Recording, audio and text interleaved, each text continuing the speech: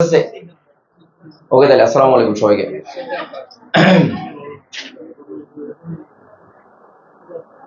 প্রথম হচ্ছে আমরা আজকে চেষ্টা করব পুরোটা শেষ করে ফেলার জন্য, পুরো চ্যাপ্টারটা।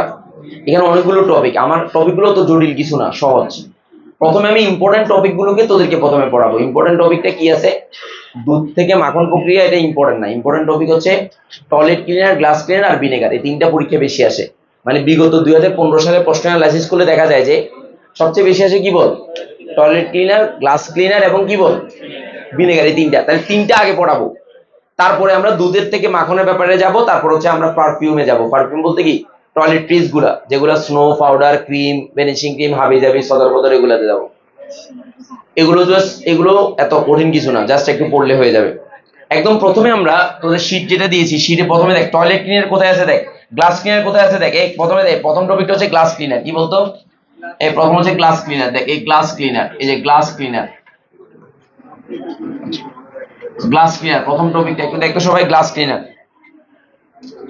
এই প্রথম টপিকটা কি বল, গ্লাস ক্লিনার। তোদের শীটটা আছে সামনে, এই শীটটাতে থাকলে প্রথমে একদম গ্লাস ক্লিনার টপিকে চলে যায়। গ্লাস ক্লিনার এখানে, এখানে এই যে এখানে চলে যায়, এখানে গ্লাস ক্লিনার। দেখ এদিকে দেখা, আমি একটা সুন্দর গ্লাস ক্লিনার দিছি, এখানে একটা সুন্দর গ্লাস ক্লিনার। আচ্ছা, আমি আগে বেসিকটা আলোচনা করি। এখানে পরীক্ষা কি আসে, এই গ্লাস ক্লিনার এবং টয়লেট ক্লিনার দুইটার মধ্যে 90% মিল আছে, শুধু একটা জায়গায় মিল নেই। সেই মিল না থাকার টপিকটা হচ্ছে কোনটা বল, গ্লাস ক্লিনারে অ্যামোনিয়াম হাইড্রোক্সাইড ব্যবহার করা হয় আর টয়লেট ক্লিনারে সোডিয়াম হাইড্রোক্সাইড ব্যবহার করা হয়। তাহলে এখান থেকে খুবই একটা প্রশ্ন আসে যে কেন গ্লাস ক্লিনারে সোডিয়াম হাইড্রোক্সাইড ব্যবহার করা হয় না। এটা খুবই কমন একটা প্রশ্ন। না, তীব্রকার ঠিক আছে, এটা সিলিকন ডাইঅক্সাইডের সাথে বিক্রিয়া করে। গ্লাসের প্রধান উপাদান কি, সিলিকন ডাইঅক্সাইড না? মানে গ্লাস তৈরি সিলিকন ডাইঅক্সাইড, তাহলে এটা সিলিকন ডাইঅক্সাইডটা গ্লাসের সাথে এই সোডিয়াম হাইড্রোক্সাইডের সাথে বিক্রিয়া করে সোডিয়াম সিলিকেট তৈরি করে ফেলে। কি তৈরি করে ফেলে? আর সোডিয়াম তৈরি করে ক্ষয় প্রাপ্ত। এখন যদি মনে কর তোর গাড়ির গ্লাস তুই পরিষ্কার করতেছিস, তো এখন যদি এটা বিক্রিয়া করে ফেলে, তাহলে এটা ক্ষয় প্রাপ্ত হয়ে খসখস হয়ে যাবে না? আর খসখস হয়ে গেলে গ্লাসটা দেখতে ভালো লাগবে। এই কারণে গ্লাস ক্লিনারে এ বলে কি, ক্লিনারে বল, গ্লাস ক্লিনারে কি ব্যবহার করা হয় না, বল কি ব্যবহার করা হয় না? Sodium hydroxide. দেখ আমার কাছে গ্লাস ক্লিনার আছে, আমি দিচ্ছি, দেখাচ্ছি। এই যে গ্লাস ক্লিনার, দেখে দিয়ে দেখা, এই যে গ্লাস ক্লিনার, এই যে আমার এখানে গ্লাস ক্লিনার আছে। দেখ এই গ্লাস ক্লিনার, এটা হচ্ছে গ্লাস ক্লিনার। তাহলে এটার মধ্যে কি আছে বলতো, এটার মধ্যে কি আছে বল, অ্যামোনিয়াম হাইড্রোক্সাইড। দেখ এই গ্লাস ক্লিনারে অ্যামোনিয়াম হাইড্রোক্সাইড আছে। আমি যদি এখানে দিই, এই দেখ এই গ্লাস ক্লিনার, আমি গ্লাস পরিষ্কার করতেছি, এই দেখ, এই যে এই যে এটার ভিতরে কি আছে বলতো, কি আছে বল, কি আছে বল, অ্যামোনিয়াম হাইড্রোক্সাইড। কি আছে? এই যে উপাদানগুলো লেখা আছে, অ্যামোনিয়াম হাইড্রোক্সাইড আছে গ্লাস ক্লিনারে। আর হ্যান্ড ওয়াশও আছে হাতের মধ্যে। দেখ এটা মুছে দিতে হলে কি, কারো কাছে একটু ইয়া থাকলে কিছু দে, মুছে দিই। টিস্যু টিস্যু কিছু আছে না? ওয়েট, দেখ এটা আবার ইয়া হয়ে যাবে কিনা, সেটা লেখা উঠে যাবে কিনা সেটা চিন্তা করতেছি। দাঁড়া। তো তাহলে এখন এই যে এটা আমি এটা দিলাম, এই যে এখানে আমি এটা প্রয়োগ করলাম, এখানে দেখ এই যে এটা কি হয়ে গেল, লেখা লেখা হয়ে গেছে না? আমার লেখা। আচ্ছা ফাইন, ডান। দাঁড়া, ওয়েট, ডান। এদিকে দাও। এখন আমার এখানে মেইন যে ঘটনা সেটা হচ্ছে গ্লাস ক্লিনের মূল উপাদান কোনটা। দেখ এই মূল উপাদানটা হচ্ছে, দেখ এই কথা নেই, মূল উপাদান হচ্ছে অ্যামোনিয়া দ্রবণ। কি দ্রবণ বলতো? এই যে এই হচ্ছে এই একটু আন্ডারলাইন করে লেখ, অ্যামোনিয়া দ্রবণ। যে অ্যামোনিয়া দ্রবণ, যে অ্যামোনিয়া দ্রবণ, অ্যামোনিয়া ক্ষার, এই যে এইটা এই গ্লাস ক্লিনারে গ্রিজের দ্রাবক অ্যামোনিয়া দ্রবণ ব্যবহার করা, এটা হচ্ছে ইম্পর্টেন্ট।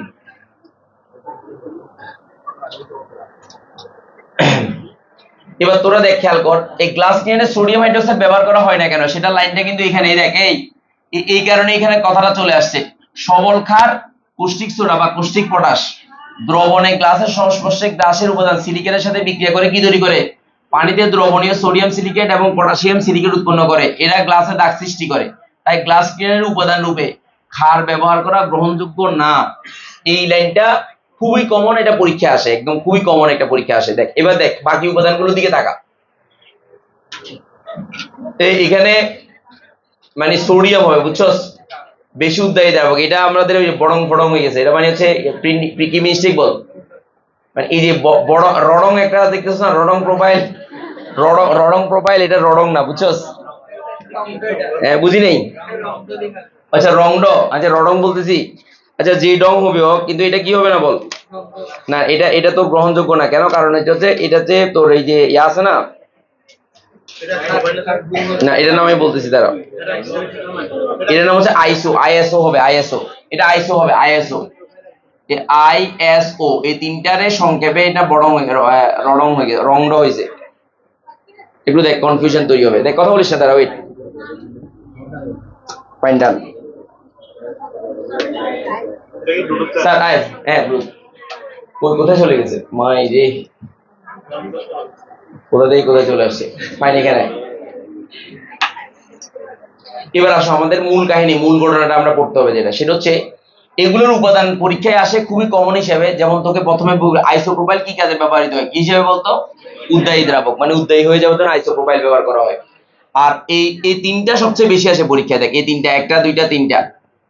গ্লাস ক্লিনারে বুঝছো, গন্ধ দূর করতে হয় না, গন্ধ দূর করতে হয়, গ্লাসের মধ্যে গন্ধ হয়, কিন্তু টয়লেট ক্লিনারে গন্ধ হয়। এখানে গন্ধ দূর করার জন্য উপাদান দরকার হয়। জাস্ট ডিফারেন্সটা হয়। দেখ, শুধু পার্থক্য কোথায়, সোডিয়াম লরাইল সালফেট গ্লাস ক্লিনারও আছে, আবার টয়লেট ক্লিনারও আছে। তো তাহলে দুটোটার মধ্যে সবগুলো আছে, শুধুমাত্র পার্থক্য হচ্ছে কোথায় বল, একটাতে অ্যামোনিয়া দ্রবণ আর একটাতে কি দ্রবণ বল, সোডিয়াম হাইড্রোক্সাইডের দ্রবণ। পার্থক্য এটা। এখন অ্যাকচুয়ালি পরীক্ষাতে এটা এমসিকিউ তে জন্য আসে, কিন্তু সিকিউতে কি আসে, সিকিউতে আসে পরিষ্কার করার কৌশল।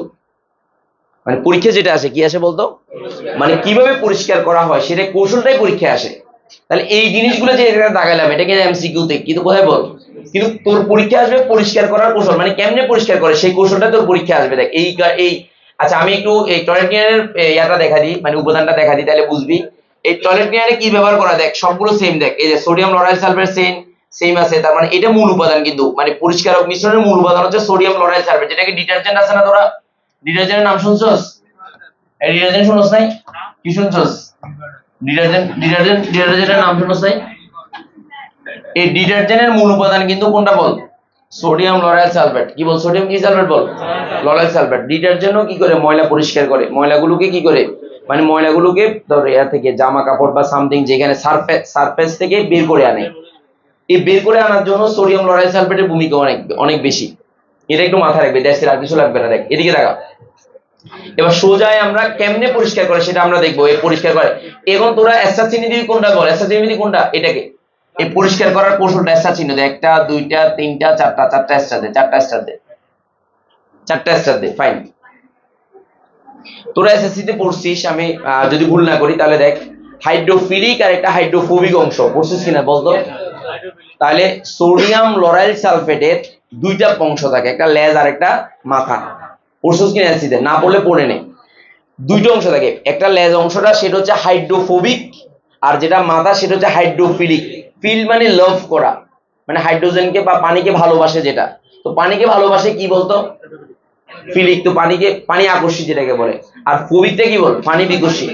আর পানি বিকর্ষী যেটা, সেটা তেল চর্বি আকর্ষী। তেল চর্বিকে সেটা কি করবে বল, আকর্ষণ করবে, মানে তেল চর্বিকে মিশ্রিত করবে। তেল চর্বি পানিতে কি মিশে, তেল চর্বি পানিতে মিশে। তাহলে একটা ময়লা কাপড় বা ময়লা কিছুর মধ্যে যদি আমরা যখন কোনো কিছু করব, তখন সেই ময়লা জিনিসটাকে বের করার জন্য আমার দুইটা জিনিস লাগবে, কারণ ময়লাটা তেল চর্বি যুক্ত হইতে পারে, আবার নর্মালও হইতে পারে। তাহলে এই ডিটারজেন্টের যে সোডিয়াম লরাইল সালফেট আছে, সেটা ময়লা তুলে ফেলবে, সেটা তেল চর্বি হোক সেটা নর্মাল হোক। এই ব্যাপারটা তোর জন্য গুরুত্বপূর্ণ। মানে একটা লেজ আর একটা কি মাথা। এখন দেখ, আমি জাস্ট আমার মতো করে সহজ করে বুঝাচ্ছি, তারপরে তোদেরকে আমি শিটে আসবো। দেখ, আমি সহজ করে, দেখ এই মাথা যেটা, মাথায় যে মাথা এরকম একটা লেজ আর একটা কি বল, মাথা। এখন দেখ, যদি মনে করো এই জিনিসটা, এই ময়লাগুলা, এখানকার ময়লাগুলা, এই ময়লাগুলা তেল জাতীয় হয়, কি জাতীয় হয় বলতো, তেল জাতীয় হয় বা চর্বি জাতীয় হয়। তেল জাতীয় যদি হয় বা চর্বি জাতীয় হয়, তখন এই লেজ অংশটা দেখ, এইটার লেজ অংশটা দেখ, এইটার লেজ অংশটা তাকে চারদিক থেকে ঘিরে ফেলবে। এই দেখ, এ তাকে চারদিক থেকে ঘিরে ফেলবে। কি করবে বল, এই লেজটা তাকে চারদিক থেকে ঘিরে ফেলবে, এই লেজটা তাকে চারদিক থেকে ঘিরে ফেলবে। তো ঘিরে ফেলে কি করবে বল, এটাকে পুরো চারদিক থেকে ঘিরে ফেলে তাকে পুরো যে জায়গা আছে সেখান থেকে মূল উৎপাদন করে ফেলবে। মানে ময়লা, মনে করো আমার এখানে তেল লাগছে, ওই তেলটাকে তোলার জন্য এগিয়ে কি আসবে বল, হাইড্রোফোবিক অংশটা এগিয়ে আসবে। এই কি অংশ এগিয়ে আসবে, ফোবিক অংশটা এগিয়ে আসবে। তাহলে ওইটা তার চারপাশে দিয়ে তাকে তুলে নিয়ে আসবে। এবার তুই যখন মোসুর দিবি, কাপড় ঝাড়স না, মোসুর দিলে ময়লাটা পড়ে যাবে। তাহলে এটাকে তোর তেলটাকে সহজ করার জন্য কোন অংশটা এগিয়ে আসবে, হাইড্রোফোবিক অংশটা এগিয়ে আসবে। আর যেটা নর্মাল জিনিস, নর্মালটা, সেটা কোন অংশে এগিয়ে আসবে বল, নর্মাল ময়লা যদি হয় হাইড্রোফিলিক অংশ এগিয়ে আসবে। সো ডিফারেন্সটা কোথায় বল? তেল হোক চর্বি হোক দুইটাকেই ডিটারজেন্ট তুলে ফেলবে, কথা এরকম না? আবার বল, তেল হোক চর্বি হোক সেটাকে কে তুলে ফেলবে বল? ডিটারজেন্ট তুলে ফেলবে, এটাই তো নিয়ম। তো তাহলে আমরা মূল মূল কাহিনী দেখে দিকে দেখ স্যার একটু, আমি এত কিচ্ছু বলতে দরকার নেই, তোকে শুধু মূল আলোচনাটা করার দরকার। দেখে দিকে দেখা, আমি শুধু একটু দেখাচ্ছি, দেখে দিকে দেখা।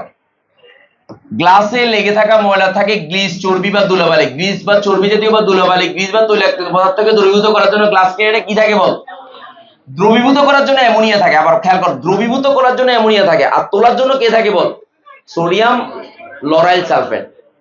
এবার দেখ, এই দ্বিতীয় উপাদান সোডিয়াম লরাইল সালফেট হলো একটা অ্যানায়নিক ডিটারজেন্ট। ডিটারজেন্টটা আবার এখানে দ হয়ে গেছে, এটাকে ওয়েটিং এজেন্ট রূপে পানির সারফেক্টের টেনশনকে হ্রাস করে। মানে পানির সাথে যে সে কি করে বল, বিক্রিয়াটা করবে, সে বিশ্বটা এটাকে হ্রাস করে তাকে কি তুলে আনার ব্যবস্থা করবে। তুলে আনার ব্যবস্থা করে কি কি কৌশলে তুলে আনবে সেটা হচ্ছে ইম্পর্টেন্ট। ডিটারজেন্টের প্রান্ত মাথা, যেটাকে আমরা কি বলি হাইড্রোফিলিক বলি, যেটা বললাম, এটা কাচের তেলকে সিক্ত করতে সাহায্য করে। আর ডিটারজেন্টের অপর প্রান্ত লেজ, যেটা হাইড্রোফোবিক, পানিতে অদ্রবণীয়, এটা তেল চর্বিকে কি করে বল? সিক্ত করতে সহযোগিতা করবে। তো ফলে কাঁচতল থেকে তেল বা চর্বি থাকলে সেটাও তুলে আসবে, আবার নরমাল ময়লা থাকলে সেটাও কি, এটা ডিপেন্ড করবে সেখানে কি তেল চর্বি আছে নাকি ময়লা আছে। বাট কাজ একটা, একজনই কাজটা করবে, কে বল? Sodium lauryl sulphate. এই ছেলেরা সামনে চলে আয়, সামনে চলে আয়, সামনে একদম সামনে চলে আয়। সোডিয়াম লরাইল, এই শাহবাজ একদম সামনে চলে আয়, সামনে চলে আয়, এই সামনে চলে আয়। এই রিয়াল মাদ্রিদ না, এটা কি আল নাসের, এদিকে আয়। আল নাসের শিখ সবাইকে দাও। এই খেজুর লিগ একটু জায়গা দে, মহিদুর একটু জায়গা দে তো, এই জায়গা দে, বসে যা, বসে যা না, বসে যা, বসে যা। এই সামনে চলে আয়। স্যার এবার আমি আলোচনাতে আসি। পরীক্ষাতে মূলত সোডিয়াম লরাইল সালফেট কিভাবে কাজ করে এটাই তুই লিখে দিতে পারলে নাম্বার পাবি। এবং পরীক্ষাতে মূলত কি বল, সোডিয়াম লরাইল সালফেট কিভাবে কাজ করে তুই আমার ভাষায় লেখ, আমি যেভাবে বলছি। সোডিয়াম লরাইল সালফেটে কয়টা অংশ থাকে? দুইটা, একটা হাইড্রোফিলিক অংশ আর এটা কি মাথাটা হচ্ছে হাইড্রোফিলিক। এই একটু জায়গা দে না, বস না, বস, জায়গা দিস না একটু। আরে গরম একটু হয়ে যাবে, একটা কারেন্ট চলে আসবে, এখন কারেন্ট চলে আসবে, কারেন্ট চলে আসবে, কারেন্ট চলে আসবে। এই কারেন্ট চলে আসো, কারেন্ট চলে আসবে, এখন চলে আসবে ইনশাল্লাহ। কারণ চলে আসবে, কারেন্ট চলে আসবে। শীত পাঁচটায় দিচ্ছি, তাহলে আমি একটা শীত দিয়েছো এখানে, একজনে পায় নাই। এই শুন, একটু জায়গা দে, এই শাহবাজকে একটু জায়গা দে, এই একটু জায়গা দে, শীতটা একটু নে, শীতটা দে আমাকে, আমাকে দে, আমাকে দে। ও পায় নাই শীত, শীতকে কে পায় নাই হাত তুলতো, একজন পায় নাই, একজন পায় নাই। সামনে পাঠা, সামনে পাঠা ফাইন্ডার। এই শুন, দ্বিতীয় নাম্বার লেকচারে আমি আবার বলছি, দ্বিতীয় নাম্বার লেকচারে কিছু অংশ বাকি ছিল না, ওই অংশগুলো কোথায় তুলে দিছি বল? তৃতীয় লেকচারে তুলে দিছি। সো দ্বিতীয় নাম্বার লেকচার লাস্টের অংশতে কিছু এডিট করছি আমি, ওই এডিটটা তোদেরকে এখন দেওয়া হয়েছে, দ্যাটস ইট, আর কোনো ঝামেলা নাই। তাহলে আমরা এখন পড়তেছি কি বল, কিভাবে গ্লাস পরিষ্কার করে, গ্লাস ক্লিনার কিভাবে গ্লাস পরিষ্কার করে সেটা, এবং পরীক্ষা এটাই আসবে, গ্লাস ক্লিনারের কৌশল এবং টয়লেট ক্লিনারের কৌশল। কিন্তু পরীক্ষাতে একটা অপশন খুবই কমন, সোডিয়াম হাইড্রোক্সাইড কেন ব্যবহার করা হয় না গ্লাস ক্লিনারে, এটা খুবই কমন একটা প্রশ্ন, এটা আসবে কনফার্ম। কেন সোডিয়াম হাইড্রোক্সাইড ব্যবহার করা হয় না? কারণ সোডিয়াম হাইড্রোক্সাইড গ্লাসের সোডিয়াম সিলিকেট মানে সিলিকনের সাথে বিক্রিয়া করে সোডিয়াম সিলিকেট তৈরি করে ফেলে, ফলে গ্লাস কি হয়ে যাবে, দাগ হয়ে যাবে। তো দাগ হলে কি তুই ব্যবহার করতে পারবি? গ্লাস গুলো হলে ব্যবহার করতে পারবি? তোর লাখ টাকার গ্লাস অল্প অল্প ইয়াতে কি হয়ে যাবে। যেমন দেখ, আমাদের এই কম্পিউটারের যে ইয়াটা আছে, স্ক্রিনটা আছে, সেই স্ক্রিনটা যদি সোডিয়াম হাইড্রোক্সাইড ব্যবহার করি, এই সোডিয়াম হাইড্রোক্সাইড যদি ব্যবহার করি বা এটাতে ব্যবহার করি, তাহলে কি করবে বলতো, এটা যে দাগ হয়ে যাবে, দাগ হয়ে যাবে, বিক্রিয়া করে ফেলে, ফলে কি ক্ষয়প্রাপ্ত হবে। আর ক্ষয়প্রাপ্ত হলে কি ব্যবহার করা যাবে? ক্ষয়প্রাপ্ত হলে ব্যবহার করা যাবে না, এটা একটু মাথায় রাখবি, দ্যাটস ইট। এবার এই সোডিয়াম লরাইল সালফেটের সংকেতটা একটু জানোস কিনা জানি না। এই সোডিয়াম লরাইল সালফেটের সংকেত কে কে পারোস বলতো? এই আমি বলি সব মিলে 12টা কার্বন, একটু খেয়াল করিস, দেখ আমি তোকে বলি সব মিলে কয়টা কার্বন বল, 12টা কার্বন। আমি একটু দেখালে তোরা বুঝবি, সব মিলে 12টা কার্বন। দেখ এই CH3 তো এখানে একটা কার্বন চলে গেছে, আর CH2 টা কয়টা বল, 10টা, কয়টা বল, 10টা। এরপরে দেখ এই C তো, এই H2 তো, দেখ একটু ভালো করে সবাই খেয়াল করে দিকে দেখ, H2 তো দেন হাইফেন। সোডিয়াম সালফেটের সংকেত কি বলতো? বুঝি নেই, আচ্ছা 10 দিতে, হ্যাঁ 10 না দিয়ে এখানে 10 হবে, 10। আচ্ছা এবার সোডিয়াম সালফেটের সংকেত কি বলতো? Na2SO4 না? তো তাহলে এটা কি লরাইল সালফেট, কি সালফেট বলতো? তো সেই ক্ষেত্রে এই SO4টা ঠিক আছে, তবে এটা একটা চার্জ দিতে আছে, কি দিছে বল, মানে এটা মূলত হচ্ছে সোডিয়াম Na2 হওয়া দরকার, কিন্তু সোডিয়াম একটা থাকলে কি চার্জ একটা থাকতেছে না। তাহলে দেখ এটার সংকেতটা হচ্ছে এরকম, এখানে কি সংকেতটা ইয়া দিল না, আচ্ছা আমি দেখাচ্ছি। দেখ এটা নিয়ম হচ্ছে দেখ SO4 না, এটাকে OSO3 দেওয়া হয়, তাহলে এটা কি বল নেগেটিভ অংশ। আর এখানে সোডিয়ামটা এই Na, তাহলে এখানে সোডিয়াম সালফেটের সংকেত কি বল, সালফেটের সংকেত SO4 2 চার্জ না। তো চার্জ একটা যদি এই পাশে আসে, মানে মাইনাস এই পাশে একটা আর এই পাশে যদি থাকে, তাহলে সোডিয়াম এখানে একটা হবে না দুইটা হবে? একটা হবে। কেন একটা হবে বল, কারণ সালফেটের এই পাশেও একটা চার্জ আছে না, ওইখানে একটা চার্জ হবে। এখন দেখ এটা যখন ভাঙে, এই অংশটা যখন ভাঙে তখন সোডিয়াম কি আকারে থাকে বল, চার্জ আকারে থাকে। এখানে এই কারণে চার্জটা দেওয়া হয়েছে, অ্যাকচুয়ালি মূলত এই চার্জটা কিন্তু কি দোনোটা মিলে আলাদা করে চার্জ দেওয়া হয়েছে। তাহলে এই অংশটাকে বলা হয় মাথা, আর পুরো অংশটাকে কি বলা হয় বলো, লেজ। এই লেজটা হচ্ছে হাইড্রোফোবিক আর মাথাটা হচ্ছে হাইড্রোফিলিক। ফিল মানে লাভের সিনোনিম, লাভ মানে ভালোবাসা, তাহলে পানিকে ভালোবাসে তাহলে হাইড্রোফিলিক, আর পানিকে ভয় পায় ফোবিক। আমরা বলি না ফোবিয়া আছে, অমুক একটা কাজে মানে ফোবিয়া মানে কি বল, ভয় পাওয়া। ওই ভয় পাওয়া মানে মিশা, না মিশা। তো হাতে পানির লোকে না মিশতে কি হাতে তেল চর্বির সাথে মিশে। দেখি তোরে দেখলে তোর যদি কোনো বন্ধু যদি ব্যাংক চায়, তোর শত্রুর সাথে তার বন্ধুত্ব আছে মনে করবি, তোর সাথে ব্যাংক আছে কিন্তু তোর শত্রুর সাথে তার বন্ধুত্ব। তাহলে পানির শত্রু হচ্ছে তেল, তেল চর্বি, জানোস তো? এই বাংলা সিনেমা একটা ডায়লগ শুনছিস কিনা জানি না, শয়তান কি বলে বল, বাংলা সিনেমা দেখোস না? হায় হায়। আচ্ছা বাংলা সিনেমাতে বলে তেলের সাথে জল যেমন মিক্স হয় না, তোর সাথেও আমার বিয়ে হবে না, মানে এরকম একটা ঘটনা। বিশেষ করে নায়িকার বাবারা বলে, নায়িকার বাবারা নায়ককে বলে যে তেলের সাথে জলের যেমন মিক্স হয় না, তোমার বংশের সাথেও আমার কি হবে না বল। তো তাহলে তেলের সাথে জল যদি মিক্স না হয়, তাহলে আমাদেরকে দুইটা অংশ লাগবে, তেলের সাথে মিশার জন্য লাগবে, জলের সাথে মিশার, দ্যাটস ইট, আর কোনো কাহিনী নেই। এখন সংক্ষেপে এটাকে এই দেখ, সংক্ষেপে এটাকে কি বলা হয়, একটাকে লেজ আর একটাকে কি বল, মাথা বলা হয়। তো সংক্ষেপে এখানে দেখ, এই যে এখানে হচ্ছে তেল চর্বি, তেল চর্বি যদি থাকে তাহলে আমি কিছুক্ষণ আগে বললাম তেল চর্বিকে মেশানোর জন্য কোন অংশটা এগিয়ে আসে, লেজ অংশটা। আর দেখ ইয়াকে এগিয়ে আসার জন্য, নর্মাল ময়লাকে এগিয়ে আসার জন্য কি আসে বল, মানে নর্মাল অংশটা হলে উল্টো হবে, উল্টা ঘটনা হবে, উল্টা ঘটনা হবে, তেল চর্বিটা লেজ অংশটা আসবে। তাহলে তোরা অনেকে হয়তো এই চিত্র আঁকার ক্ষেত্রে চিত্রটা না আঁকলে নাম্বার পাবি না, এই চিত্রটা না আঁকলে নাম্বার পাবি না, লেজটা আগাবি, তেল চর্বি লিখবি, দ্যাটস ইট। তুই লিখার পরে তুলে যখন আনবে তখন এটাই তো কাজ, তুলে আনা এটাই তো কাজ, এটা মাথায় রাখবি, দ্যাটস ইট, আর কোনো ঝামেলা নাই। এবার আয় স্যার, এবার আয়, এখানে কিন্তু কোনো গন্ধ দূর করার জন্য কিছু আছে, দেখ তো গন্ধ টন্ধ দূর করার জন্য কিছু আছে, দেখ এখানে গন্ধ দূর করার জন্য কোনো কিছু নাই। তুই চাইলে এখানে সুঘ্রাণ দিতে পারিস, মানে আমরা একটা পারফিউম দেওয়া যায় না, কোনো কিছুতে যখন ইয়া করা হয় পারফিউম দেওয়া যায় কিনা বল, এটা অপশনাল, এটা দিতেও পারিস নাও দিতে পারিস, কিন্তু টয়লেট ক্লিনারে অবশ্যই তোকে অডর দূরকারী পদার্থ ব্যবহার করতে হবে, মানে অডরটা দূর করার জন্য পদার্থটা ব্যবহার করতে হবে। এই এই এই পয়েন্টটা ইম্পর্টেন্ট। দেখ এই টয়লেট ক্লিনারের জন্য যেটা দরকার, এই এই কথাটা দেখ, এটা শেষ। এবার টয়লেট ক্লিনারের জন্য যেটা দরকার, দেখ এদিকে দেখা স্যার একটু এই কথা বলছিস, এটা তেল চর্বির সংকেত, তেল চর্বির সংকেত কে কে পারস বলতো, তেল চর্বির সংকেত কে কে পারস? দেখ আমি একটু তোকে দেখাই, তেল চর্বির সংকেত লেখাটা খুবই সোজা, দেখ এদিকে দেখা, এই এই এই দাঁড়া স্যার, একটু কারেন্ট চলে আসবে, তোদের এতক্ষণ ধরে কারেন্ট ছিল, তোরা আসার পরে কারেন্ট চলে গেছে, এটা কার দোষ, আমার দোষ? এটা হচ্ছে ইসুফ আঙ্কেলের দোষ, ইউনুস, আচ্ছা ঠিক আছে, ইউনুস আঙ্কেলের দোষ। স্যার স্যার এদিকে দেখো, এক সবাই খেয়াল কর, এই CH2 একটু খেয়াল কর, এখানে হাত কয়টা বল, CH এখানে হাত দেখ, এই CH2 কয়টা দেখ তো,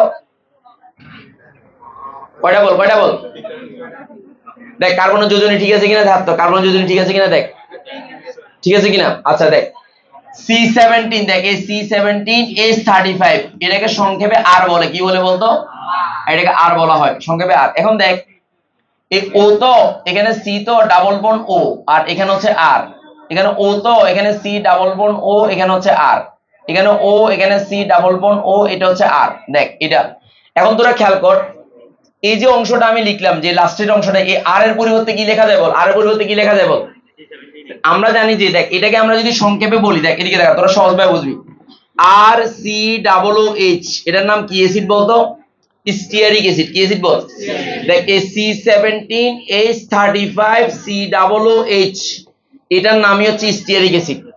তো এই স্টিয়ারিক অ্যাসিডটা যদি এইচটা চলে যায়, তখন দেখ এই ভাঙলে এইচটা চলে গেলে এই অংশটা না, তার মানে এই অংশটা তিনটা যুক্ত হয়েছে, দেখ এই একটা এই একটা এই একটা যুক্ত হয়েছে, দেখ এদিকে দেখা, এই আর সি ডাবল ওএইচ না, তো তাহলে এই জায়গাতে CH3 এর পরিবর্তে কি লেখা হয়েছে বল আর।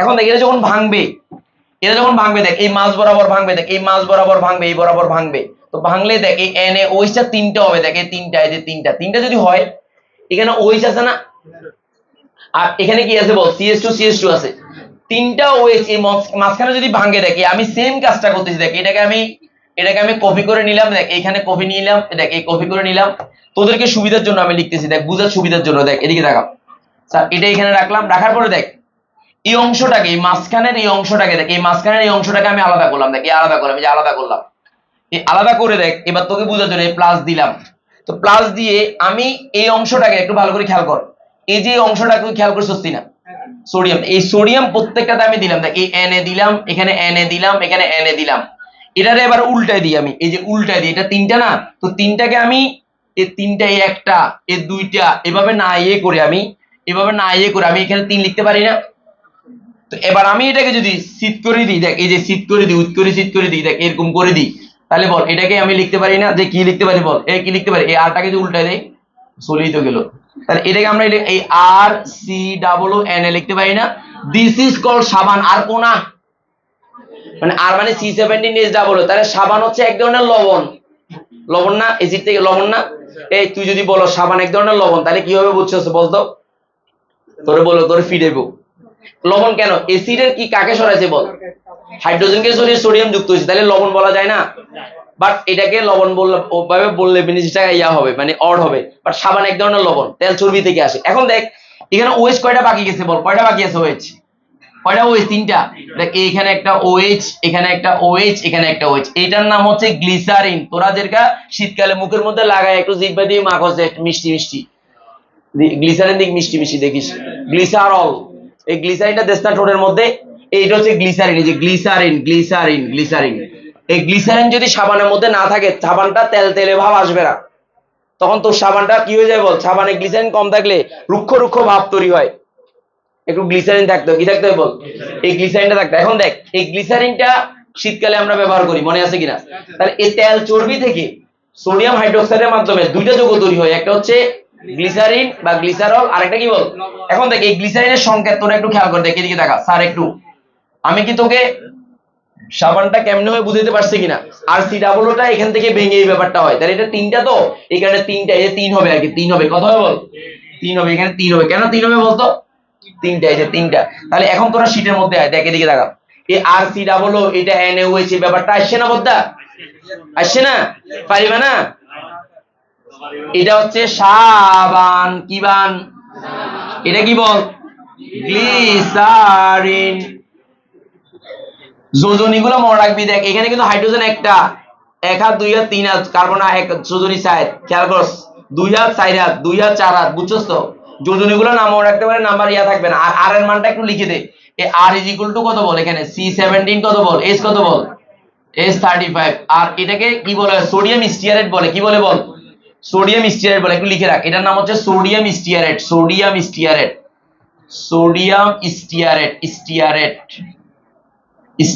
রয়কারেট, সোডিয়াম স্টিয়ারেট এটার নাম, সোডিয়াম স্টিয়ারেট এটার নাম, সোডিয়াম স্টিয়ারেট।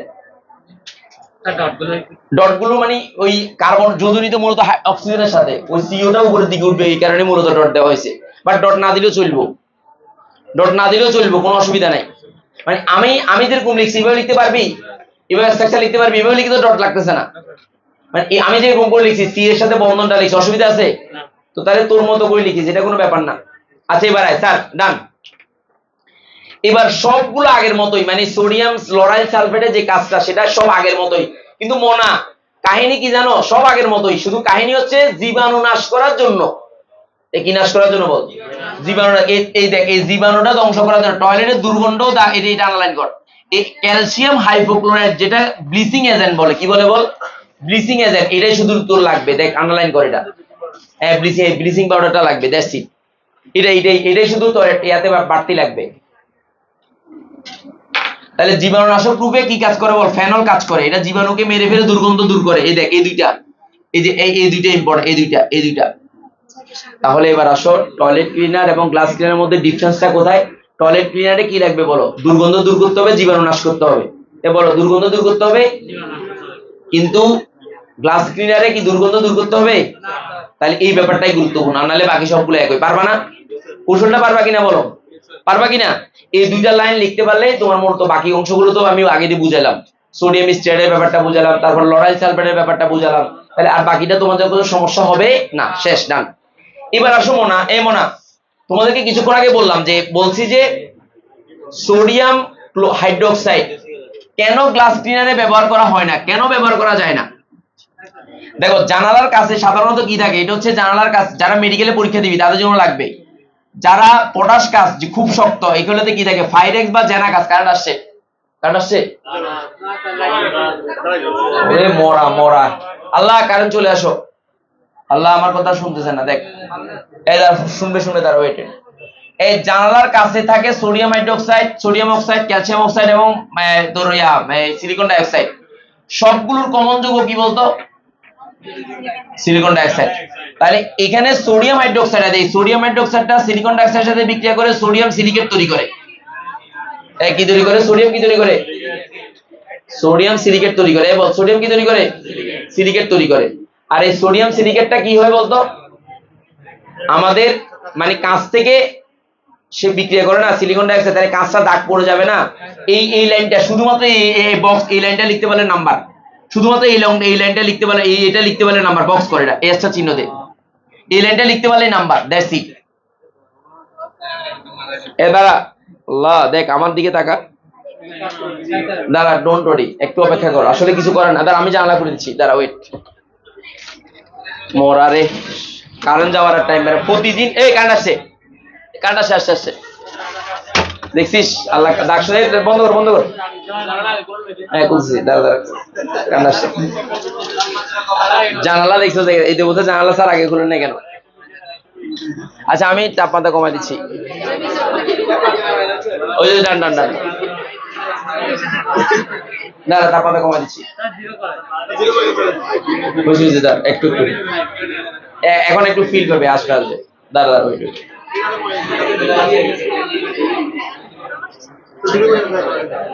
দাঁড়া করতেছি, হয়েছে ডান হয়েছে, এখন একটু শান্তি পাবে, ওকে ডান, একটু একটু দেখতে, দাঁড়া সময় লাগবে একটু।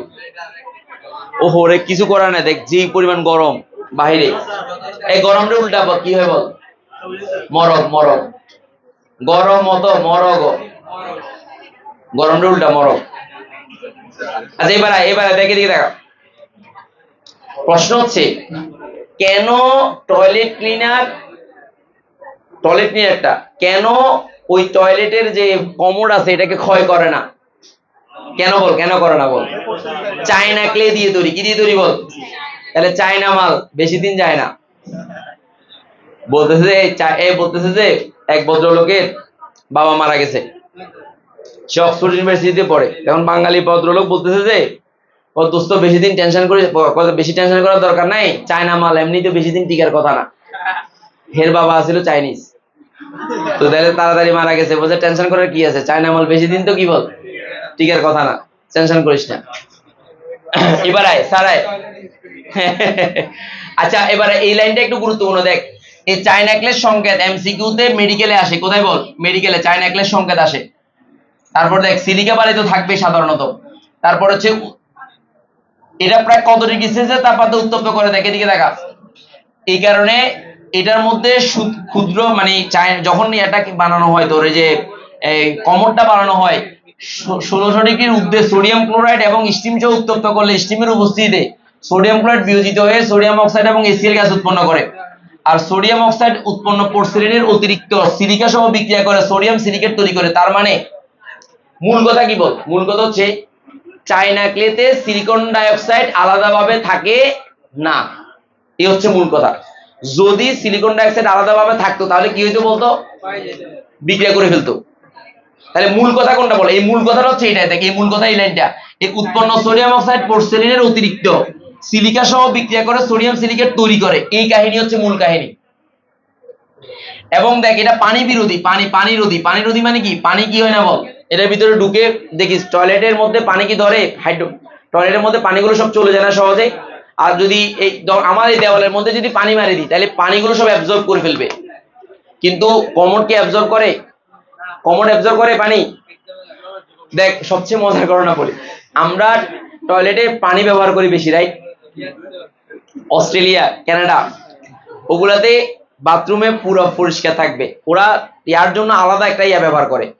আমরা তো ওয়াশরুমে একসাথে সবকিছু না, ওখানে গেলে আলাদা সবকিছু আলাদা, পানিটা আলাদা, কারণ ব্যাকটেরিয়া জন্মানোর জন্য পানি দরকার হয়। আমরা টয়লেটকে যত বেশি স্যাঁতসেঁতে রাখবো, জীবাণু তত বেশি তোর ঢুকবে, তত বেশি তোর শরীর খারাপ হবে।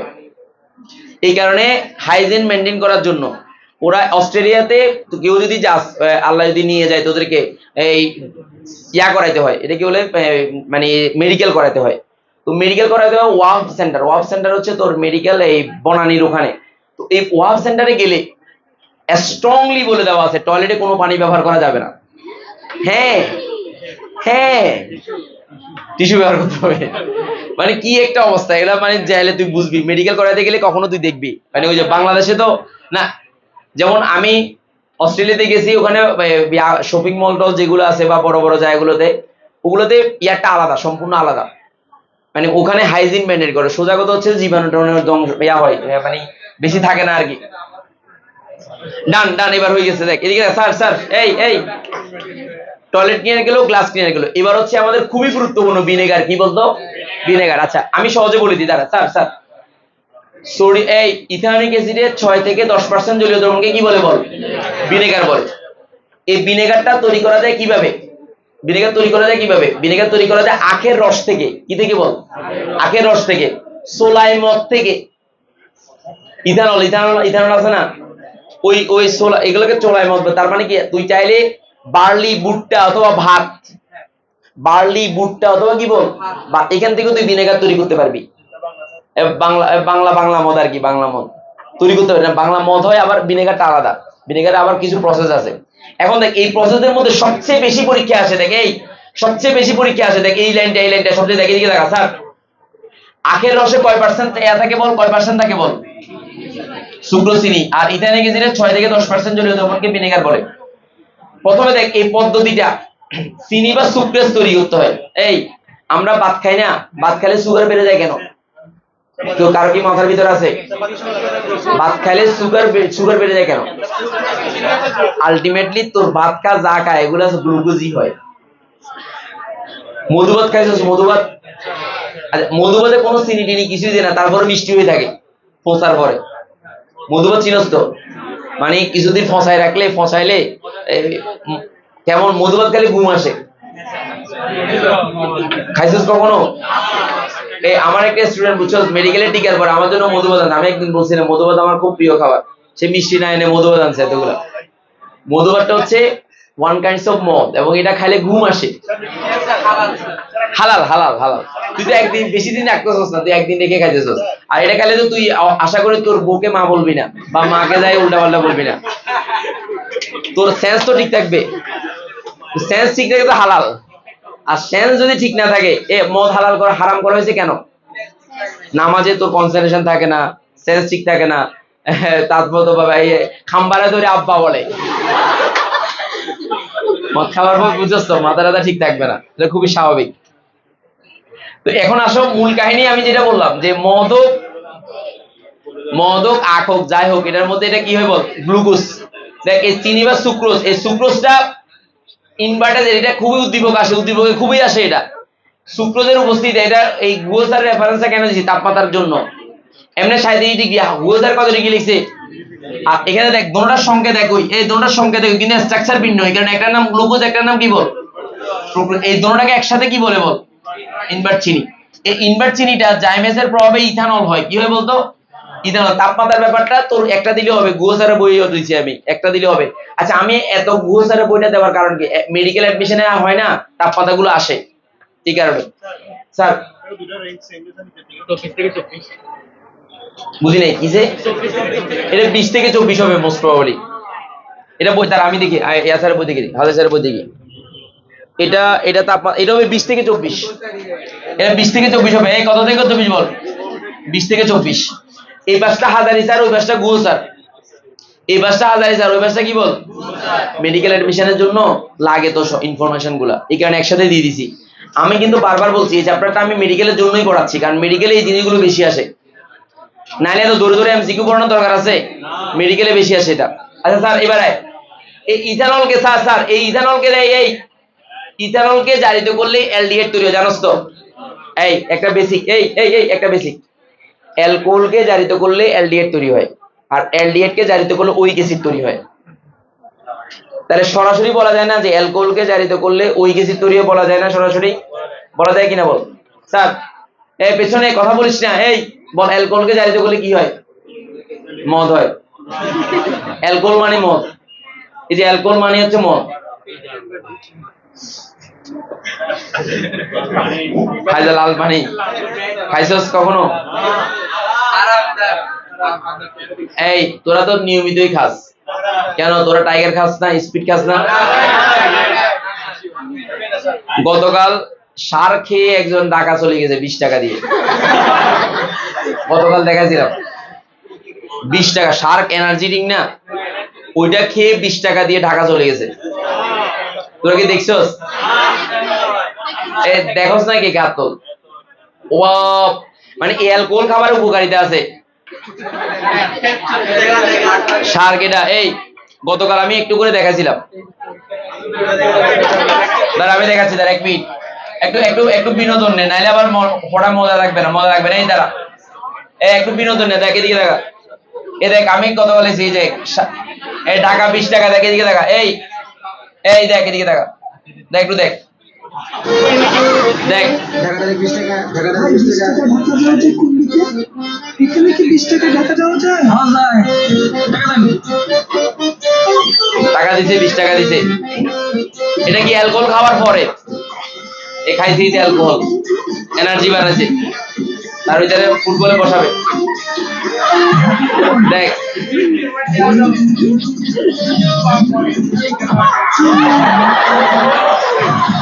টাকা চলে এসছে, এই যে অ্যালকোহলের পাওয়ার, অ্যালকোহলের পাওয়ার। টাকা 20 টাকা, টাকা 20 টাকা, অল্প টাকায় টাকা চলে যাওয়া যাবে। তাহলে তোরা এটা বানানো শিখ, ব্যবসা শুরু করতে পারবি। কাউকে খাই এনার্জি নিয়ে মারি দিবি। কিন্তু এখানে একটা ঘটনা আছে, ফুটবলের দাম ধরে নাই, ফুটবলের টাকা গেছে, দাম ধরতে হবে না? হায় হায়, হ্যাঁ সেটাই।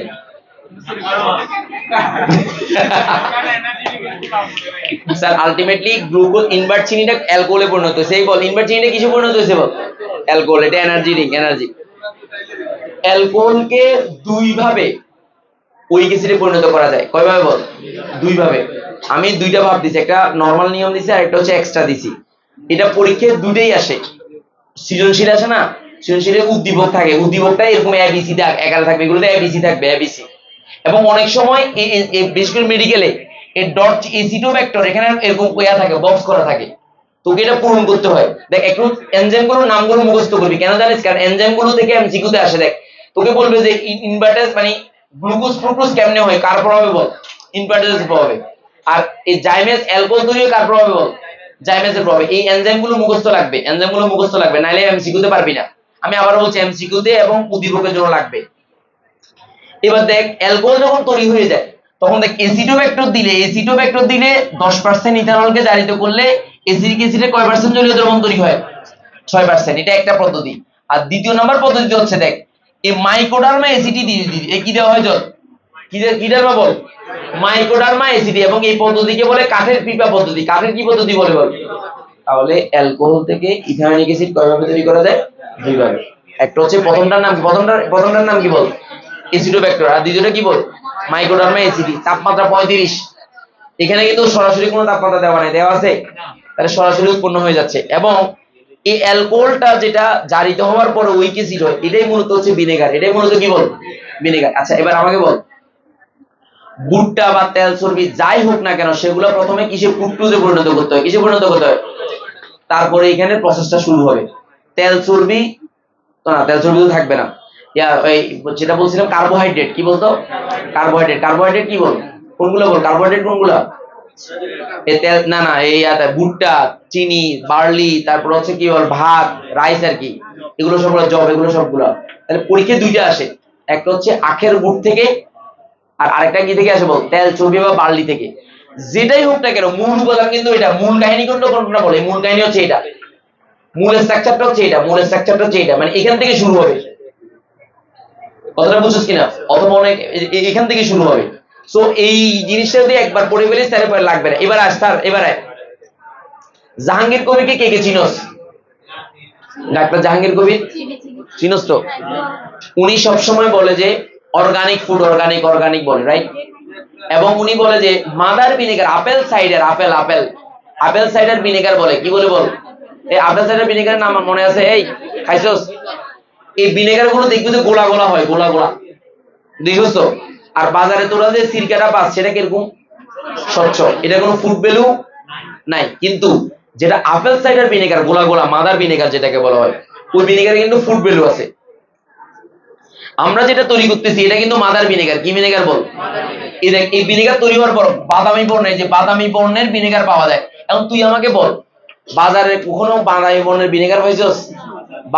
বাজারে যে ভিনেগার গুলো আছে এগুলো ফুড গ্রেড না, অনেক ক্ষেত্রে ফুড গ্রেড না। এমনি তো ভিনেগার যে কিনে আনস, সিরকা কিনে আনস না, ফুড গ্রেড না, সাদা, একদম সাদা, এগুলো কেমিক্যাল। এগুলো অর্গানিক থেকে তৈরি করা হয় না। এই অর্গানিক থেকে তৈরি করা হয়। এগুলো অর্গানিক্যালি যদি তৈরি হয় তার বর্ণ কেমন হবে বল? বাদামি বর্ণের, ঘোলাটে টাইপসের হবে, ঘোলাটে টাইপসের হবে। আর আমরা যেটা খাই, যেটা বাজার থেকে কিনে, সিরকা যেটাতে কিনস, ওটা কিন্তু বাদামি বর্ণের। সো এটা দিয়ে কিছু তৈরি করে আমার মনে হয় না, মানে এটা মাদার ভিনেগারই বেটার। দাম বেশি, দাম বেশি। কি পানি বিক্রি করতেছে? না না, আচার আচার এগুলো তো আসলে স্বাস্থ্যের জন্য। আমাকে বল, বাংলাদেশে ক্যান্সারের সবচেয়ে বেশি প্রাদুর্ভাব আছে জানোস? কেন ক্যান্সার এত বেশি হয়? খাদ্য, খাদ্য না, খাদ্যের কারণে। ফরমালিনটা একটা পার্ট। তুই ফরমালিন ছাড়া তুই, মানে মনে কর তুই কি কিনবি, আজকে যে সকালবেলা ডিম দিয়ে যে বা অথবা আজকে সকালবেলা যদি মাছ দিয়ে, মাছ ভাজা দিয়ে ভাত খেয়ে আসছস, ওই মাছের মধ্যে ফরমালিন ছিল। এই যে বিস্কুট খাস, বিস্কুটের মধ্যেও কেমিক্যাল ছিল।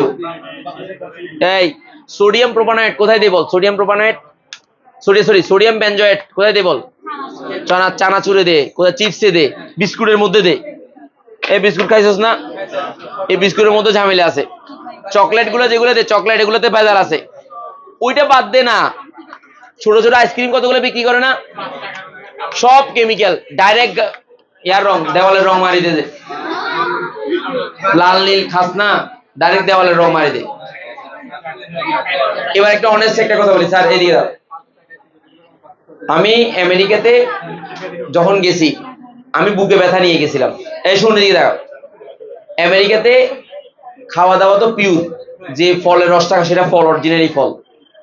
এই 10-12 দিন আমার কোনো গ্যাস্ট্রিকের বুক জ্বালাপোড়া করে নাই। দেখ পুরো চেঞ্জ হয়ে গেছে। যখনই বাংলাদেশে আসছি, এই খাওয়ার পর থেকে এই বুক জ্বালা, এখান দিয়ে ব্যথা, এখান দিয়ে ব্যথা, পেটে ব্যথা, এখন এখানে ব্যথা করতেছে, এখন এখানে ব্যথা করতেছে। মনে হচ্ছে কি বল? আরে না, ফরমালিন না, ভেজাল খাইছি। মনে হচ্ছে কারোর জন্য বুক দরবার করতেছে, কিন্তু অ্যাকচুয়ালি এগুলা কি বল? অসুখ, রোগ। হ্যাঁ, খারাপ খারাপ খাবার তো। তাহলে কি করবি? দেখ এদিকে দেখা। এবারে স্যার, স্যার এদিকে। হ্যাঁ সেটাই। ভিনেগারের পিএইচ এর মান কত বল? মুখস্থ বল। ভিনেগারের পিএইচ এর মান কত? 4.74 মুখস্থ। সাইট্রিক অ্যাসিডের পিএইচ এর মান কত? গতকাল পড়াইছি, এগুলো এমসিকিউ তে আসবে কনফার্ম। এবার আসো স্যার, ভিনেগার কিভাবে খাদ্য সংরক্ষণ করে? ভিনেগারে কি থাকে বলতো? অম্লীয় পরিবেশ। এ কি থাকে বলো? স্যার দিকে দেখো, এইদিকে কি বল? অম্লীয় পরিবেশ। আচ্ছা, অম্লীয় পরিবেশে কি হয় বলতো? ব্যাকটেরিয়া জন্মাতে পারে না, এখানে খাদ্য সংরক্ষিত থাকে। অথবা H+ দিবা, H+ দিয়ে তীর চিহ্ন দিয়ে ব্যাকটেরিয়া মেরে ফেলবে। তাহলে এই জিনিসটা গুরুত্বপূর্ণ। শুধু একটা লাইন গুরুত্বপূর্ণ, দেখো এই একটা লাইন যদি লিখতে পারো তাহলে কাহানি গারগার কি, দেখো এদিকে দেখো, এদিকে দেখো। এই জীবন্ত ক্ষতিকর ব্যাকটেরিয়া প্লাস H+, এখানে তীর চিহ্নটা এখানে হবে না, এই তীর চিহ্নটা এখানে হবে, এই জায়গাতে হবে তীর চিহ্নটা। মৃত নিষ্ক্রিয় ব্যাকটেরিয়া, এই তীর চিহ্নটা এই জায়গাতে দাও। ভুল হয়েছে, তাও ভুল অর্ডার যাই এদিকে তীর চিহ্নটা এখানে হবে। তার মানে ভিনেগারটা ব্যাকটেরিয়াকে মেরে ফেলে, এই কারণে খাদ্য সংরক্ষণ থাকবে। That's it. আবার ভিনেগার আবার এই কি মেরিনেট। ভিনেগারটা মেরিনেট যদি করা হয় তাহলে খাবার সুস্বাদু হয়। যেমন মাংসর মধ্যে তোর রান্না করার আগে ওই তেল চর্বি দিয়ে, মানে তেল, তারপর মশলা টশলা দিয়ে কিছুক্ষণ রেখে দেওয়া হয়। তো রেখে দিয়ে তারপর রান্না করা হয়, ওই মেরিনেট বলে এটাকে। ওই মেরিনেটের সময় একটু ভিনেগার দে, ওই ভিনেগার দিলে খাবারটা সুস্বাদু হয়। এবং একটা মজার ঘটনা দেখে দিয়ে দেখা, গ্যাসের চুলা রান্নার সে যদি তুই ইয়ার চুলা দিয়ে রান্না করস, লাকড়ি চুলা স্বাদ বেশি হয় খাওয়ার, লাকড়ি চুলার স্বাদ অন্যরকম। সো এটাতেও কিন্তু একটা ভ্যালু আছে, মানে খাওয়ার স্বাদ হওয়ার জন্য। কারণ এই নর্মালি আমরা যে লাইনের পানি ব্যবহার করি, ওই লাইনের পানি ব্যবহার না করে তুই যদি ডিপ টিউবওয়েলের পানি ব্যবহার করস অথবা পুকুরের পানি ব্যবহার করস, খাবারের স্বাদ আরো বাড়ে। গ্রামের খাবারের গ্রান আছে দেখিস, গ্রামে গেলে খাবার একটা তৃপ্তি লাগে। আর শহরের খাবারগুলো কেমন বোধা বোধা, কেমন মানে একদম মানে কেমন মদায় মদায় থাকে, কেমন কেমন লাগে, মানে ভালো লাগে না, গ্রান নাই, ক্যাচি না, ক্যাচি না, নাকে একটা স্বাদ কাজ করে না, ওই ব্যাপারটা কাজ করে না।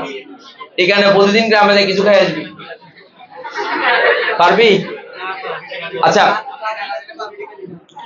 তাহলে মূল কাহিনী বলি, বল এই ভিনেগার প্রস্তুতিটা লাগবে, ভিনেগার কিভাবে খাদ্য সংরক্ষণ করে সেটা লাগবে। তাহলে গেল, শেষ গেল। এবার হচ্ছে আমরা দুধ উৎপাদন করব। এবার সোজা আমাদের পড়া শেষ, এবার সোজা প্রথমে একদম প্রথমে আসো, শেষ আমাদের। এবার হচ্ছে আমাদের একদম শুরুতে আসবো, আসো এবার আসো, শুরুতে আসবো, শুরুতে আসো, আসো এদিকে আসো। স্যার স্যার, এই একটা জিনিস দেখি তোর আইডিয়া করতে পারবি কিনা। এই দাঁড়া, এই দাঁড়া, ছোট বাচ্চাকে 6 মাস পর্যন্ত গাভীর দুধ খাওয়ানো উচিত না, কেন বল? কেন বল, কেন বল? এই না, ল্যাকটোজ না। দেখ, এটার আনসার এখান থেকে পাবি, এখান থেকে পাবি, এই যে এখান থেকে পাবি। এই দেখ, এদিকে দেখা, এই মানুষের দুধের চর্বি আর গাভীর দুধের চর্বির দিকে পার্থক্য আছে, প্রোটিনের দিকে দেখ, এই প্রোটিন দেখ আর গাভী দেখ, পার্থক্য দেখ। এইটাই হচ্ছে ভাইটাল কারণ। এই যে প্রোটিন এখানে কত বল? 0.9, আর এখানে কত বল? অনেক বেশি। এই কারণে বাচ্চাদেরকে গরুর দুধ খাওয়াইতে গেলে কি করতে বলে জানোস? বেশি বেশি পানি যুক্ত করতে বলে। আমি জানি না, আমার বাচ্চা ছোটবেলায় সাকাব সাহেব এদেরকে তো প্রচুর, এরা তো মানে প্রচুর পরিমাণে তোর এই বাইরের ওই যে মানে দুধ রোজ করতাম, ওখান থেকে দিয়ে খাইতো। এদের টয়লেট এত শক্ত ছিল, আল্লাহ, মানে অবস্থা খারাপ ছিল। বাচ্চাদের হয় এগুলা, এত ঝামেলা ছিল। এবং আমি তো বুঝি নাই, এখন মানে পরে জিনিসটা রিয়েলাইজ করলাম যে ওই যে মায়ের দুধের যে পরিমাণ গুণাবলী, সেগুলো অন্য কিছু দিয়ে পূরণ করা সম্ভব না, একদমই সম্ভব না। এটা আল্লাহ প্রদত্ত। পরীক্ষাতে যেটা আসে সবচেয়ে বেশি আসে, যেটা যেটা আমি আগে আগে পড়াই ফেলি, পরীক্ষাতে বেশি আসে, এটা এমসিকিউতে আসছে। দেখ এদিকে দেখ, আমি বোল্ড করছি, তোরা একটু খেয়াল কর। এই মানুষের দুধে কি থাকে বলতো? ল্যাকটোজের পরিমাণ 7.1, গোলচিহ্ন দে, এটা গোলচিহ্ন দে, ল্যাকটোজ 7. দেখ, পানি সবচেয়ে বেশি থাকে। দেখ, এই পানি সবচেয়ে বেশি থাকে কোথায় বল? এই গাভীর দুধে পানি সবচেয়ে বেশি থাকে, এটা গোলচিহ্ন দে, গোলচিহ্ন দে, বেশিগুলো লাগবে। তারপরে দেখ, এই মহিষের দুধে সবচেয়ে চর্বি বেশি থাকে, গোলচিহ্ন দে, যেটা বেশি সেটা বেশি লাগবে। তার বেড়ার দুধে সবচেয়ে প্রোটিন বেশি থাকে, বেড়ার দুধে, আজকে থেকে বেড়ার দুধ খাবি। তারপরে দেখ, এরপরে দেখ খনিজ, এই বেড়ার দুধে খনিজ উপাদানের পরিমাণ 0.9% এমসিকিউতে আসে। 110 একটা আছে, ওইটা কই দেখতো? 110, এই যে 110। মহিষের দুধে খাদ্য ক্যালোরির মান সবচেয়ে বেশি, এই যে এমসিকিউতে আসে। তারপর হচ্ছে গাভীর দুধে খাদ্য ক্যালোরির মান হচ্ছে কত? 69 থেকে কত? 70, মানে 69 থেকে 70। এই যেগুলো গোলচিহ্ন দিছি এগুলো এমসিকিউতে আসে, যেগুলো গোলচিহ্ন দিছি সেটা এমসিকিউতে আসে।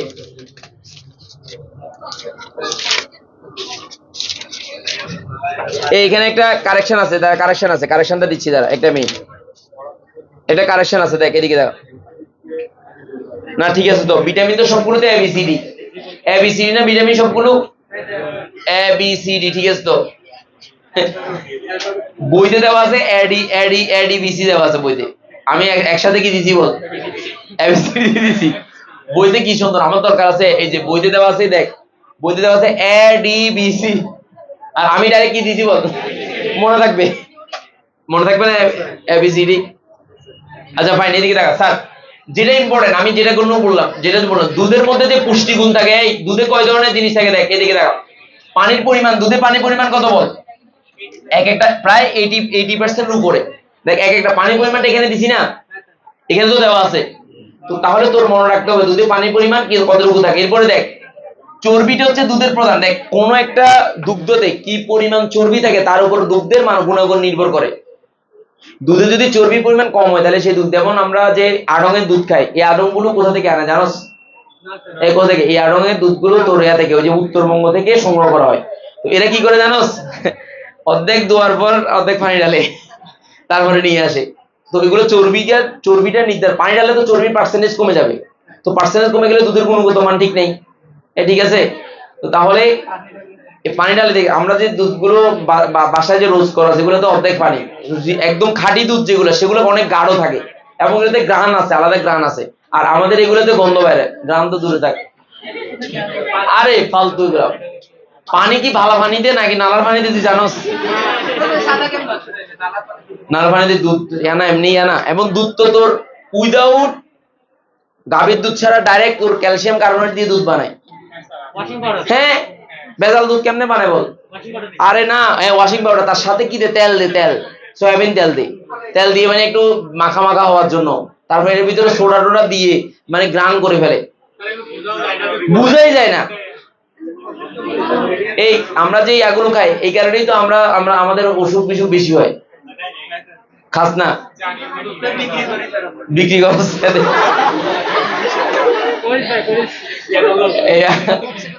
মনে করেন কাহিনীটা দেখছস, খাদ্য ভেজালে একটা ভদ্রলোক মনে করেন 7 বার মনে করছে বীজগণিতের। আচ্ছা স্যার এদিকে, স্যার আমাদের যেটা এমসিকিউতে আসবে স্যার একটু খেয়াল কর। দুধের মধ্যে 3 ধরনের প্রোটিন থাকে। কয় ধরনের প্রোটিন থাকে বল? 3 ধরনের, একটু আন্ডারলাইন কর। একটা হচ্ছে কেজিন, আর একটা হচ্ছে ল্যাক্টোঅ্যালবুমিন, আর একটা হচ্ছে ল্যাক্টোগ্লোবুলিন। আর ল্যাক্টোঅ্যালবুমিন এবং ল্যাক্টোগ্লোবুলিনকে একসাথে কি বলা হয় বল? সেরাম বা হোই প্রোটিন বলে। এমসিকিউতে লাগবে। কেজিন হলো দুধের প্রধান উপাদান। এই কেজিন হলো দুধের কি উপাদান বল? এই যে কেজিন হচ্ছে দুধের প্রধান উপাদান। আর কেজিনকে আবার 4 ভাগে ভাগ করা যায়। দেখ এই কেজিনকে 4 ভাগে ভাগ করা যায়। এটা কিন্তু কে না, এটা কাপ্পা। একটু কাপ্পাটা কেমনে লেখে? এরকম করে দিয়ে এরকম করে দে, কাপ্পা। এটা কাপ্পা, কে না এটা কাপ্পা। কাপ্পাটা কেমনে আমি চিহ্নটা দেখাচ্ছি। এরকম করে দেওয়ার পর দেখ এইভাবে দিয়ে এইভাবে কাপ্পা, কাপ্পাটা একটু কাপ্পা কাপ্পা হবে। দেখ এরকম করে দিয়ে এরকম করে হবে, এই যে কাপ্পা কাপ্পা এরকম, মানে চিহ্নটা এরকম হবে। নাদুস নুদুস কে, এটা হচ্ছে স্ট্রেট কে। আর একটু বাঁকা বাঁকা নাদুস নুদুস, এটাকে একটু চিহ্নিত করে কাপ্পা, কাটাপ্পা। এটা কোথায় যেন কাটাপ্পা কোথায় যেন থাকে। আচ্ছা এদিকে দেখো, alpha S1 casein, alpha S2, তারপর হচ্ছে কেজিন, কেজিন ওনা তো ওরে দাঁড়া আমি একটু ঠিক করে দিই দাঁড়া। বিটা কেজিন হবে, বিটা কেজিন, এটা বিটা কেজিন। দাঁড়া, এই কেজিনের প্রকারভেদ এই কথা নাই। আলফা S2, তারপর হচ্ছে beta casein, 3 number beta casein. এই 3 number beta casein, beta casein.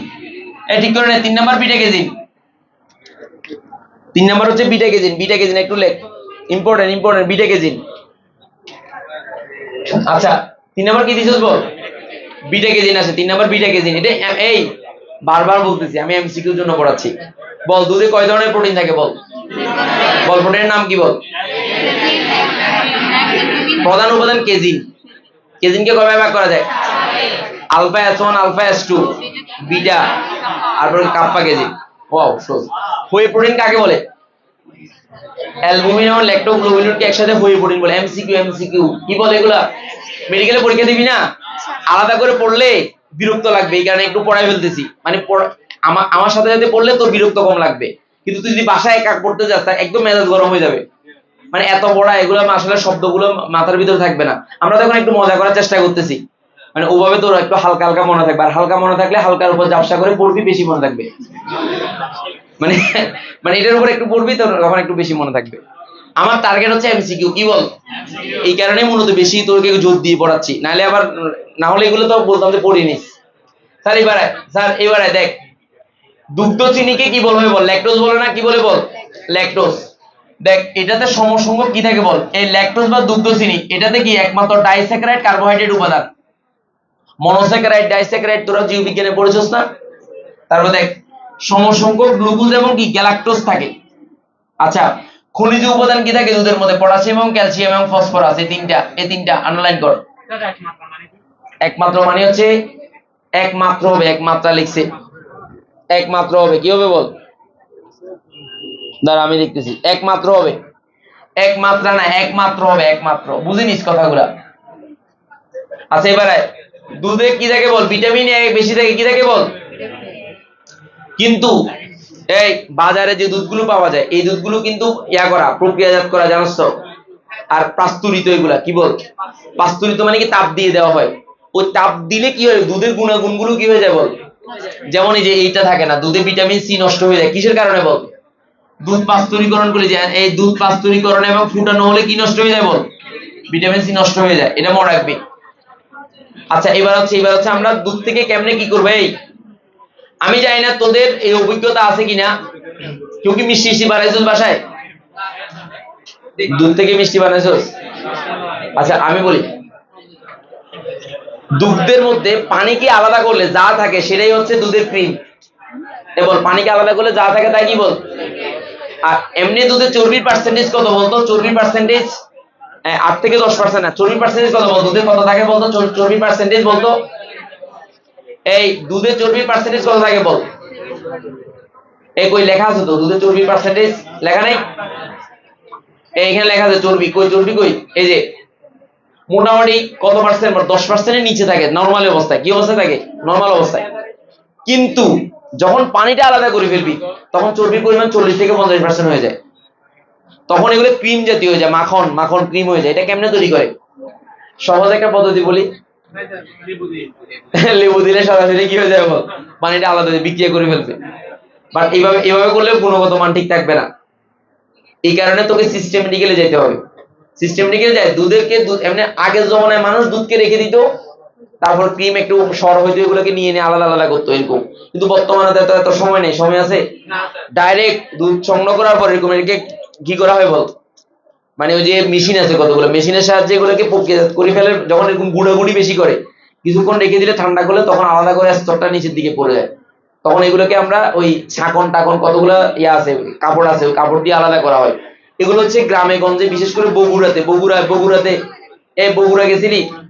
বগুড়ার ওখানে দেখছিলাম আমি একটু করে। বগুড়ার দধি দধি দধি বানায় না, দুধ থেকে বিভিন্ন উপাদান বানানো যায় না। এই আমাকে বল, ইয়া কাকে বলে?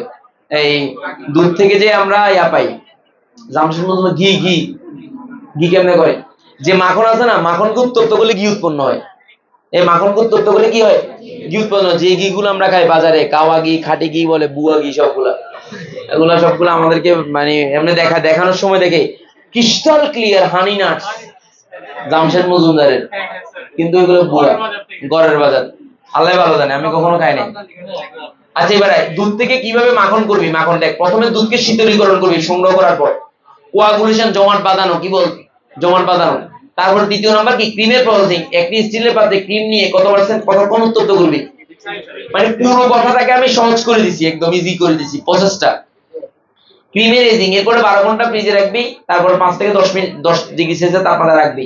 তারপরে মাখনের মন্থন। মন্থন মানে কি? মাখনকে একটা কাপড়ের মধ্যে নিয়ে এরকম এরকম করে পানি সব বাইর করে দেওয়া, বুঝছস তো? দেখো তো একটু ইয়ে আছে না, এরকম কতগুলো পাতলা কতগুলো সাদা কাপড় নেওয়া হয়। ওই সাদা কাপড় নিয়ে তারপরে এগুলো কি করা হয় বল? পানিগুলোকে বের করে ফেলা হয়। তারপরে মাখনের মধ্যে লবণ দে, লবণ দিলে এবার তুই এবার মাখনটা পেয়ে গেছিস। লবণ দেওয়ার পর এটা খাবারটা খাইতে সুস্বাদু হয়। মাখনের খাদ্য মান কত বল? মাখনের মধ্যে চর্বি কত পার্সেন্ট থাকতে হবে বলতো? আন্তর্জাতিক নিয়ম অনুসারে কত পার্সেন্ট চর্বি থাকা উচিত? কত পার্সেন্ট বল? 80% চর্বি থাকা উচিত আন্তর্জাতিক নিয়ম অনুসারে। বাণিজ্যিক মাখনে এত দুগ্ধ চর্বি, এত পার্সেন্ট পানি, এত প্রোটিন সহ এবং খাদ্য লবণ থাকে। আর ভিটামিন এ, এই ভিটামিন এ এর প্রধান উৎসের নাম কি বল? মাখন। প্রতি 100 গ্রামে কত বল? 3000 থেকে 4000 আইইউ পরিমাণ ভিটামিন এ থাকে। তারপর হচ্ছে দেখ, এত 100 গ্রাম মাখনের খাদ্য মানে, তার মানে কি 100 গ্রাম মাখনের খাদ্য মান কত বল? 730 কিলো ক্যালোরি। আইইউ মানে হচ্ছে একটা ইউনিট। আই এর ইলাবোরেশনটা আমি ঠিক বলতে পারবো না, তবে এটা একটা ইউনিট আর কি, মানে ইন্টারন্যাশনাল ইউনিট বা সামথিং কিছু একটা থাকবে। আচ্ছা আমরা একটু চেক করতে পারি আইইউটার মিনিং কি, কারোর কাছে কি আছে? আচ্ছা আমি এখান থেকে করতেছি, দাঁড়া দাঁড়া, এই আইইউ মিন্স আইইউ, দাঁড়া আমি করতেছি, এখনই করতেছি, দাঁড়া, ওয়েট, ডোন্ট ওয়ারি। না না, এই ইউনিভার্সিটি না, আইইউ, এই যে I U means for milk, milk value. কারণ এটা না দিলে তো আসবে না, আসবে? আসবে না। আসছে কিনা দেখি তো।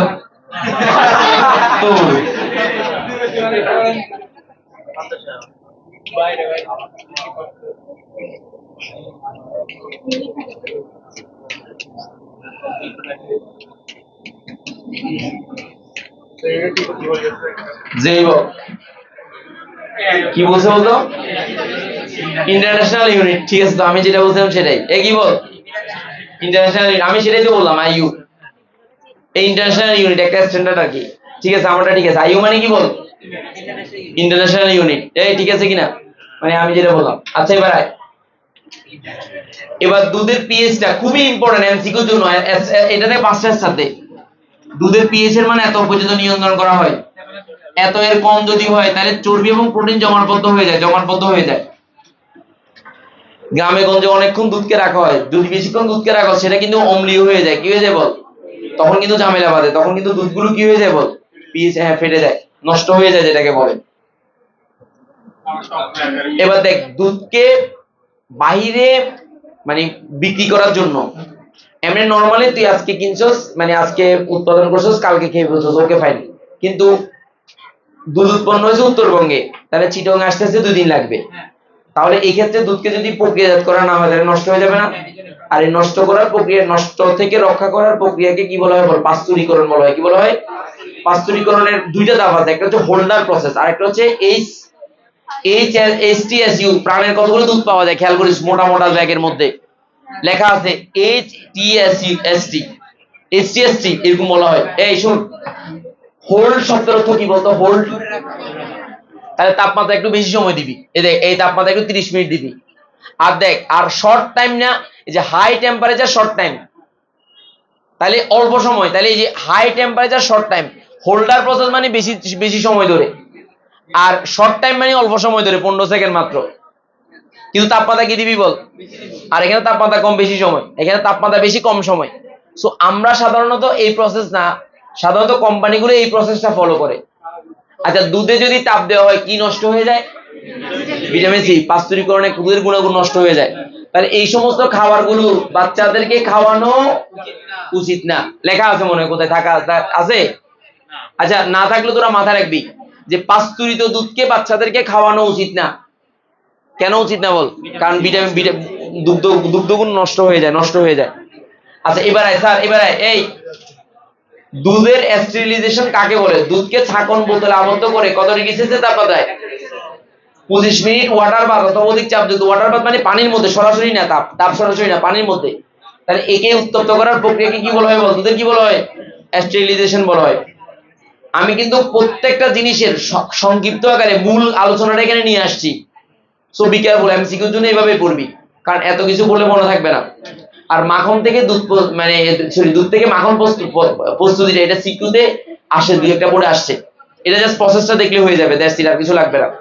এবার স্যার এই দেখ, এবার হচ্ছে টয়লেট্রিজ বা পারফিউমারি, তোদের যে মেয়েদের যে কি বল প্রসাধনী ব্যবহার করি না আমরা, স্নো সেরেরোকরস, আফটার শেভিং ক্রিম, ছেলেরা মেহেদি দেশ বল, মেহেদির প্রধান উপাদান কি বল? লাসন। এই মেহেদির প্রধান উপাদান কি? 7-8টা অ্যাডমিশন টেস্টে আসছে মেহেদির প্রধান উপাদান কি, লাসনটা আসছে অনেক পড়ে। এই মেহেদি আবার কারো নাম মনে করিস না, মেহেদি হচ্ছে, এই চাচা হেনা কোথায়? হেনা তো বিয়ে হয়ে গেছে। এই হেনা মানে মেহেদি, হেনা ফুল, হেনা। এই মেহেদিকে কি বলে বল? হেনা বলে, জানোস তো? চাচা হেনা কোথায় মনে আছে? আমি গাড়ি ড্রাইভ করতেছি, আমার পোলা পাশে ছোটটা, তখন একটা চাচা সামনে দেখি, দুধ চাচা, আমার বলে আব্বু চাচা হেনা কই? পিচি হেনাতে কথা জিজ্ঞেস করতেছি, হেনার তো বিয়ে হয়েছে, বিয়ে তো হয়ে গেছে, বিয়ে হয়েছে। আমি বিশ্বাস করি না, ভিডিওটা দেখছিস কিনা জানি না, দেখিস। স্যার এই শুন দিকে দেখা স্যার, এখানে মূলত লাগবে কি জানোস? গোলাপ জল প্রস্তুতি থেকে, গোলাপ জল প্রস্তুতি একটু সময় খেয়াল কর। গোলাপ জল প্রধান উপাদানটা, শুধু উপাদানটা একটু আচ্ছা চিহ্ন দিয়ে, উপাদানটা শুধু উপাদানটা লাগবে, এই ফিনাইল ইথাইল অ্যালকোহল, আর কিছু লাগবে না। তারপর হচ্ছে জেরিনল, এই যে জেরানিয়ল, তারপর হচ্ছে টারফিন, আর এটা ফিনাইল ইথাইল অ্যালকোহল, এই উপাদানগুলো লাগবে। তাহলে বল গোলাপ জলের গন্ধের কারণ কি বল? ফিনাইল ইথাইল অ্যালকোহল, জেরানিয়ল এবং টারফিন, এটাই লাগবে। শুধু আমি যেগুলো দেখাচ্ছি এগুলো, আর কিছু লাগবে না। এই ডাবুর হেমলা না, লাগবে না, কিছু লাগবে না। এই ডাবুর হেমলা কি, আমলা, আমি হামলা মনে করি। এই ডাবুর আমলা হেয়ার অয়েল, তোরা ব্যবহার করস? মাথা ঠান্ডা রাখে, এই মুরব্বীরা মাথার মধ্যে দিয়ে বসে থাকে দেখিস। মানে গ্রামে গঞ্জে দেখবি যে এরকম ঠান্ডা কদুর তেল, কদুর নারিকেল তেল এগুলো দিয়ে মাথার মধ্যে বসে থাকে না? আচ্ছা তোরা বুড়ো হইলে তোরা দিবি।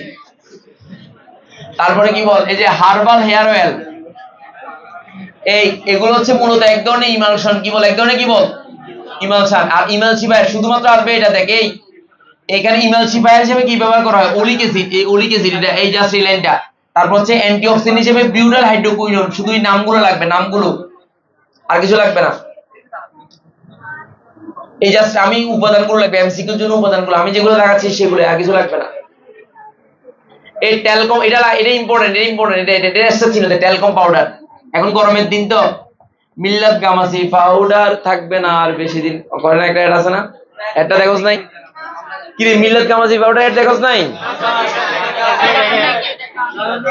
এই গামাসি পাউডার শরীরের মধ্যে যদি দেওয়া হয় শরীর গরম হয়ে যায়, কিন্তু তোর কাছে ঠান্ডা লাগবে। তাহলে এটাকে কুল বলি আমরা, অ্যাকচুয়ালি কুল না, তোকে এটা হট করে, তোকে হট করবে, তোর কাছে মনে হবে কুল চারিপাশ। মানে আমি বলি, তোর শরীর যখন গরম থাকবে আশেপাশের পরিবেশকে ঠান্ডা মনে হবে। তো তাহলে এই যে আমরা কুল সাবান কতগুলো অ্যাড দিয়ে দেখিস, এই কুল সাবান যখন তুই ব্যবহার করস তখন তোর কাছে চারিপাশ ঠান্ডা লাগে, তো বডি গরম হয়ে যায়। মূলত এটা তোকে ঠান্ডা করবে না, তোকে হট করবে। তো কেন কুল বলে? আমি তো বলা উচিত, এটা বলা দরকার, কি বল? তাহলে হট কি বল, আরো বেশি বিক্রি হবে। আচ্ছা এইদিকে দেখা, টেলকম পাউডারের প্রধান উপাদান হচ্ছে টেল, কি বলতো, টেল। এমন ইম্পর্টেন্ট, এটা কতবার আসছে যে বলার মতো না, 100% ইম্পর্টেন্ট, 100%, 100%, এটা 100% লিখে দে, পরীক্ষা চলে আসছে মনে কর। স্যার এখানে একটু চালাকি করবো আমি, দেখ এই চালাকি করবো, দেখ চালাকিটা করতেছি, দেখ তোরা এই সংখ্যা তো তোর মনে থাকবে না, এই সংখ্যা তো মনে থাকবে না, কিন্তু এটা মনে থাকবে। দেখ এদিকে দেখা, তুই স্পেসিফিকলি মনে রাখবি ম্যাগনেসিয়াম অক্সাইড, সিলিকন অক্সাইড এবং পানি। বল আবার বল,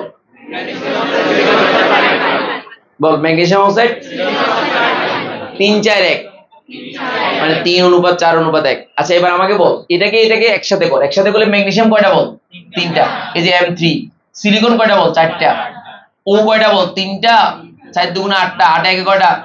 10টা। দেখ 3টা, 4 দুগুণে 8, 3 এ 4 এ কত বল? 3 এ 8 এ কত বল? 11, 11 আর একে কত বল? 12, তাহলে 12টা। দেখ এখানে 10টা, এখানে 2টা, 12টা। দেখ এখানে শর্টকাটে লিখছে হাইড্রোজেন 2টা, তারপর দেখ ম্যাগনেসিয়াম 3টা, সিলিকন 4টা, এইভাবে কাহিনী করে লিখছে। তো এইভাবে তুই মনে না রেখে, তোর মনে রাখা উচিত কোনটা বল? এটা মনে রেখে পরের সংকেতগুলো মিলে নিস, পারবি তো? তাহলে বল কেমনে মনে রাখবি? ম্যাগনেসিয়াম অক্সাইড, সিলিকন ডাইঅক্সাইড, পানি, এটা মনে রাখবি। এটা টেল মানে কি? টেলকম পাউডারের প্রধান উপাদান। এই গামাসি টামাসি রোধ করে না, গামাসি, এই গরমের দিনে অলরেডি গামাসি অনেকের উঠা শুরু হয়েছে। এই গামাসি আজকে যে বানাই ফেলবি এটা। বাচ্চাদের ডায়াপারে এক ধরনের অ্যান্টিসেপটিক ব্যবহার করা হয়, না হলে বাচ্চাদের র্যাশ উঠে।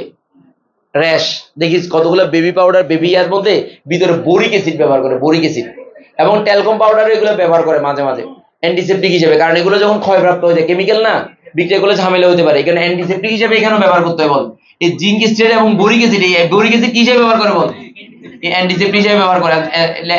একটু বোরিক অ্যাসিড অ্যান্টিসেপটিক হিসেবে ব্যবহার করা হয়। আর মেন্থল টেন্থল এগুলো যে ঠান্ডা করার জন্য, মানে ফিল পাওয়ার জন্য। কি পাওয়ার জন্য? বল ফিল পাওয়ার জন্য, ঠান্ডা ঠান্ডা লাগার জন্য মেন্থল টেন্থল এগুলো ব্যবহার করে।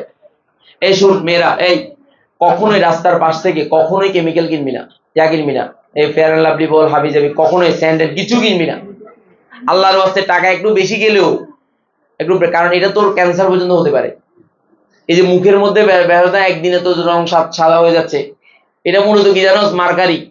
এই মার্কারিটা তো চামড়াটাকেই ক্ষয় করে ফেলতেছে, তো সাদা মানে কিছুদিন পরে দেখবি যে 3-4 বছর পরে মুখে মেস্তা উঠে গেছে, মেস্তা কালা কালা দাগ হয়ে গেছে, দেখবি যে মুখের মধ্যে লাইফটাই নষ্ট হয়ে যায়, একদম খুব বিশ্রী লাগবে দেখতে। কখনোই ন্যাচারাল কিছু ছাড়া, ন্যাচারাল বাজার থেকে কোনো ন্যাচারাল বলতে হলুদ আছে, হলুদ হচ্ছে প্রাকৃতিক ন্যাচারাল জিনিস। এবং মানে মুখের জন্য অনেকে মুখে ব্রণ টন উঠে বা মুখে গাম টাম বেশি থাকে বা মুখে অনেক সময় তৈলাক্ত থাকে, এটার জন্য যদি ব্যবহার করতে হয়, মানে ব্যবহার করতে হয় বিদেশি ব্র্যান্ড যেগুলোর নাম করা, যেগুলোতে কোনো ধরনের ঝুঁকি নেই, ওই ধরনের ব্র্যান্ড, একটু টাকা বেশি যাক, কিন্তু বাংলাদেশি জিনিস ব্যবহার করবি না, একদম কনফার্ম সমস্যা হবে। আমার এটা ছাড়াও আমার একটা বন্ধু, তোদেরকে বলছিলাম মনে হয়, যে মুখে প্রচুর ব্রণ উঠতো, তো ব্রণ ওঠার কারণে সে প্রচুর পরিমাণ ওষুধ খাইছে, ওষুধ খাওয়ার পর তার কিডনি নষ্ট হয়ে গেছে, এরপরে সে মারা গেছে, গত 4 বছর আগে মারা গেছে। ইয়াতে গিয়ে তোর ইন্ডিয়া গিয়ে বহুত চিকিৎসা করেছে, বাঁচে নাই। সো এই ব্রণ ট্রনের জন্য অতিরিক্ত টাইপসের ওষুধ খাওয়া থেকে মেয়েদের একটা সমস্যা, ছেলেদের সমস্যা, ব্যথা হলে নাফা খায়, টেনশন, তারা কিছু বললে না বলে নাফা খায়। Don't do it. সহ্য করার ক্ষমতা থাকতে হবে। এই না না, এটা খাওয়া উচিত না। যদি অতিরিক্ত নাফা খাস, অতিরিক্ত নাফা কিডনি ড্যামেজ করে,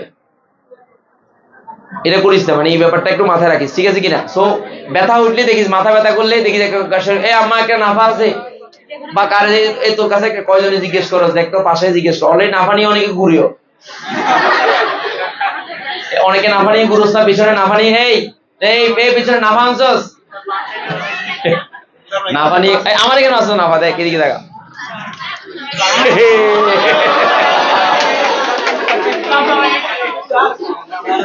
দেখছিস আমার এখানে নাফা আছে, প্রত্যেকটা ঘরে কমা থাকে। খাবা সহ্য করতে না পারলে, বাট নর্মাল ব্যথাতে নাফা খাওয়ার দরকার নাই, এগুলো খারাপ না, মোটিভেশন। জীবন তো এইভাবেই চলে। পলিথিন বিরোধী সমাবেশ হচ্ছে, নাস্তা দেওয়া হচ্ছে পলিথিন দিয়ে, এটাই জীবন। এই লাইফ তো এরকমই, সমাবেশ হচ্ছে কি পলিথিন বিরোধী, কিন্তু নাস্তা দেওয়া হচ্ছে কি দিয়ে বল, হাতে নারী অধিকার কর্মী, মানে কিভাবে নারীদেরকে মানে ভালোভাবে করতে হয়, আর হাতে বিয়ে করছে 5-6টা, তো হাতে নারীর অধিকার রক্ষা হয়েছে, আর কাজের ঘরে কাজের বেড়ে ফিরে বাইর করে দিছে। এই প্রত্যেকটা নারী অধিকার কর্মী দিবে কাজের বেড়ি গুলোকে ফিরে। হ্যাঁ এটাই বাস্তব। I love you. Report video. আচ্ছা স্যার এবার আসো, স্যার এবার এটা মুখস্থ হয়েছে, বলো তো আমার সাথে মুখস্থ করো, বলো ম্যাগনেসিয়াম অক্সাইড কয়টা, তারপরে কি বলো সিলিকন ডাইঅক্সাইড কয়টা, 4 নং, আর এখনো এটার নাম কি, তেল, বলো ট্যালকম পাউডারের প্রধান উপাদান কি, বলো ট্যালকের সংকেত পারবা তো, আসবে কনফার্ম, এটা এমসিকিউ তে আসবে কনফার্ম, সন্দেহ নেই। আচ্ছা এবার আসো স্যার, এবার আসো, এই বেবি পাউডার, তোদের যাদের বেবি আছে, ঘরে বেবি থাকে না, তোদের যাদের মানে কি, তোদের নিজের হইতে হবে, কথা আছে, আশেপাশে থাকতে পারে, বাচ্চা তোর ভাই বোন থাকতে পারে না, আচ্ছা দেখ এগুলো লাগবে। এই বেবি পাউডার কিন্তু, এই বেবি পাউডারের মধ্যে বেবিদের ত্বকরা আর মানুষের ত্বক সেম, মানুষের ত্বকের পিএইচ আর বেবির ত্বকের পিএইচ সেম না, এই কারণে বেবিদের জন্য খাবার ইয়াটা সবকিছু আলাদা, খাবার হইতে শুরু করে সবকিছু আলাদা, না হলে তো মানুষের মতোই সবগুলো ব্যবহার করা যাইতো, এদের জন্য পাউডারটাও আলাদা। তাহলে এদের সেনসিটিভিটি আছে, ত্বকের যে পিএইচ এর মান সেটা আমাদের পিএইচ এর মানের সমান না, এই কারণে বেবির জন্য আলাদা করে বানানো হয়, আলাদা গ্রেড আছে। এই বেবি পাউডারে কত পার্সেন্ট জিঙ্ক অক্সাইড থাকে, বল বল বল, কত পার্সেন্ট, এত পার্সেন্ট স্টেরাইল অ্যালকোহল থাকে। তারপর হচ্ছে পাউডার, এটা কি করে, সুন্দর কমনীয় গুণ সম্পন্ন, তার মানে সফট, কি বল সফট, মানে কি অতিরিক্ত ইয়া হবে না, মানে তোর ইয়া হয়ে যাবে না, চামড়ার উঠে যাবে না, এরকম আর কি। লাস্টে যেটা গুরুত্বপূর্ণ, তেল, ঠিক আছে তেল ব্যবহার করা হচ্ছে ওইটা ফাইন না, মানলাম, কিন্তু এই যেটা সবচেয়ে বেশি ব্যবহার করা বরিক অ্যাসিড, কি হিসেবে বল, অ্যান্টিসেপ্টিক হিসেবে, কি বলে বল, কি হিসেবে বল, এটা এই যে আন্ডারলাইন করে যে অ্যান্টিসেপ্টিক হিসেবে। তারপর এরপর হচ্ছে অলিভ অয়েলও ব্যবহার করা হয়, এটা হচ্ছে পানি শোষক এবং অ্যান্টিসেপ্টিক হিসেবে ব্যবহার করা হয়, এগুলো এই জাস্ট আমি বলছি না যেগুলো দিচ্ছি ওগুলো দে। আর ত্বকের সৌন্দর্য বর্ধন করে কি বল, জিঙ্ক অক্সাইড, কি অক্সাইড বল, এবং স্টেরাইল অ্যালকোহলটা ত্বকের সৌন্দর্য এবং কোমল ত্বক বৃদ্ধি করে। শেষ, এই লাইনগুলো লাগবে, আর লাগবে না। এবার আসো ভ্যানিশিং ক্রিম, এই কি বলো, ভ্যানিশিং ক্রিম, এই ভ্যানিশিং ক্রিম হচ্ছে ওয়াটার ইন অয়েল মানে বুঝছস তো, তেলের মধ্যে এই কি পানির মধ্যে তেল, পানির মধ্যে কি বল, তেল, দেখিস ভ্যানিশিং ক্রিম নিলে এরকম পিচ্ছিল দেখিস, ভ্যানিশিং ক্রিম চিনিস না, এই যে গ্লোবা ভ্যানিশিং ক্রিম না, আর কোল্ড ক্রিমের উপাদান সেম কাহিনী, দেখ এই ভ্যানিশিং ক্রিমও আছে, দেখ এই যে ওই নিচে দেয় না ভ্যানিশিং ক্রিম দিই নাই। আচ্ছা আচ্ছা আচ্ছা, এটা হচ্ছে আচ্ছা, কোল্ড ক্রিমটাও তো সেম। কোল্ড ক্রিমটা কোথায় কখন ব্যবহার করে, ত্বক যখন কি হয়ে যায় বল, রুক্ষ হয়ে যায়, বিশেষ করে শীতকালে দেখবি যে ত্বকটা খসখসে হয়ে যায়। কেন খসখসে হয় বলতো, বাতাসে আর্দ্রতা মানে তোর ত্বকের পানিকে শোষণ করে নেয়, ফলে ত্বকটা কি হয়ে যায় বল, রুক্ষ হয়ে যায়। আর এই ত্বকটা তেলে রাখার জন্য, তেল যখন থাকবে তখন ওখান থেকে পানি শোষণ করতে পারবে না, এই কারণে কি থাকে বল, ত্বকটা দীর্ঘক্ষণ কি থাকে, ঠোঁট ফেটে গেলে ভ্যাসলিন ব্যবহার করি না, ভ্যাসলিনটা কি বল, তৈলাক্ত না, এই তৈলাক্ত কিনা, মোমের মতো কিনা বেসিনটা, মোমের কাহিনী কি? কারণ ওখান থেকে পানি শোষণ করে নিতে পারবে না। এই তেল থেকে পানি শোষিত হবে, হয় না সাধারণত।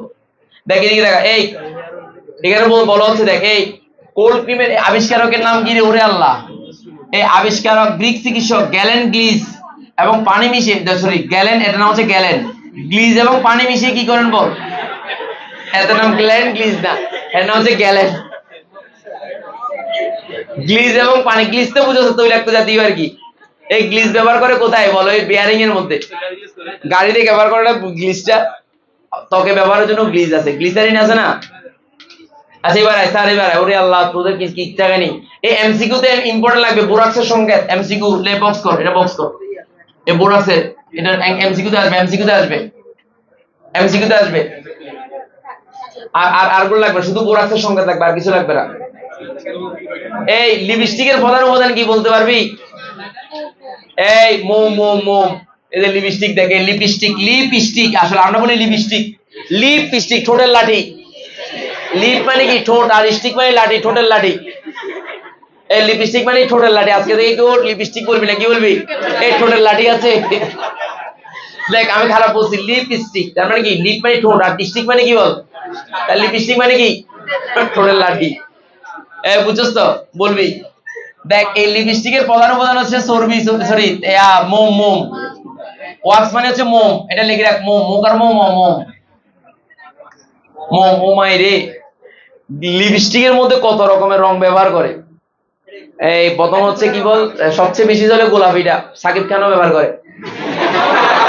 বাংলা সিনেমা সাকিব খান আছে না, এও ব্যবহার করে। দেখবি সিনেমাগুলোতে ঠোঁট একটা লিপস্টিক দিয়ে লাল বানায় ফেলছে। ও সিনেমা দেখোস না? আরে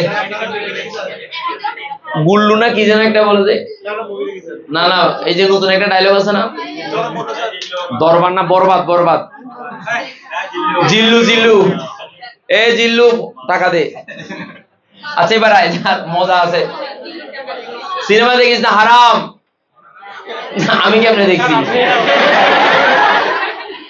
আমি আসলে ফেসবুকে রিলস, সবচেয়ে মজার কারণ নাকি জানো, ঘরের মধ্যে বাসায় বসে রাতের বেলা একটু করে দেখতে গেলে, রিলস দেখলে তো রিলসের সাথে তো তোর মনে কর মানে কি দেখাচ্ছে তার সাথে গানের কোনো মিল নেই। মনে রিলস দেখাচ্ছে একটা ভালো জিনিস, কিন্তু গান দিয়ে রেখেছে ও দুমদারাক্কা। তো তখন আমি যখন এরকম দেখি, আমার ফোলা পিচ্চিটা, আম্মু বাবা কি দেখে দেখো,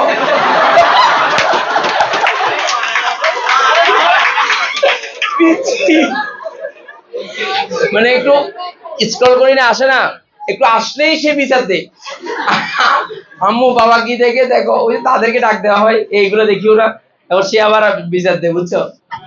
আহারে, মানে ওই ঘরের মধ্যেও জ্বালা। আচ্ছা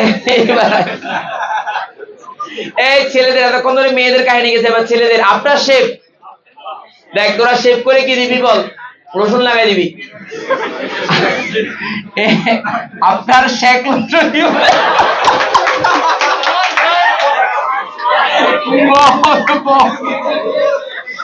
ওইটা ওইটা চিন্তা করছো শেখ।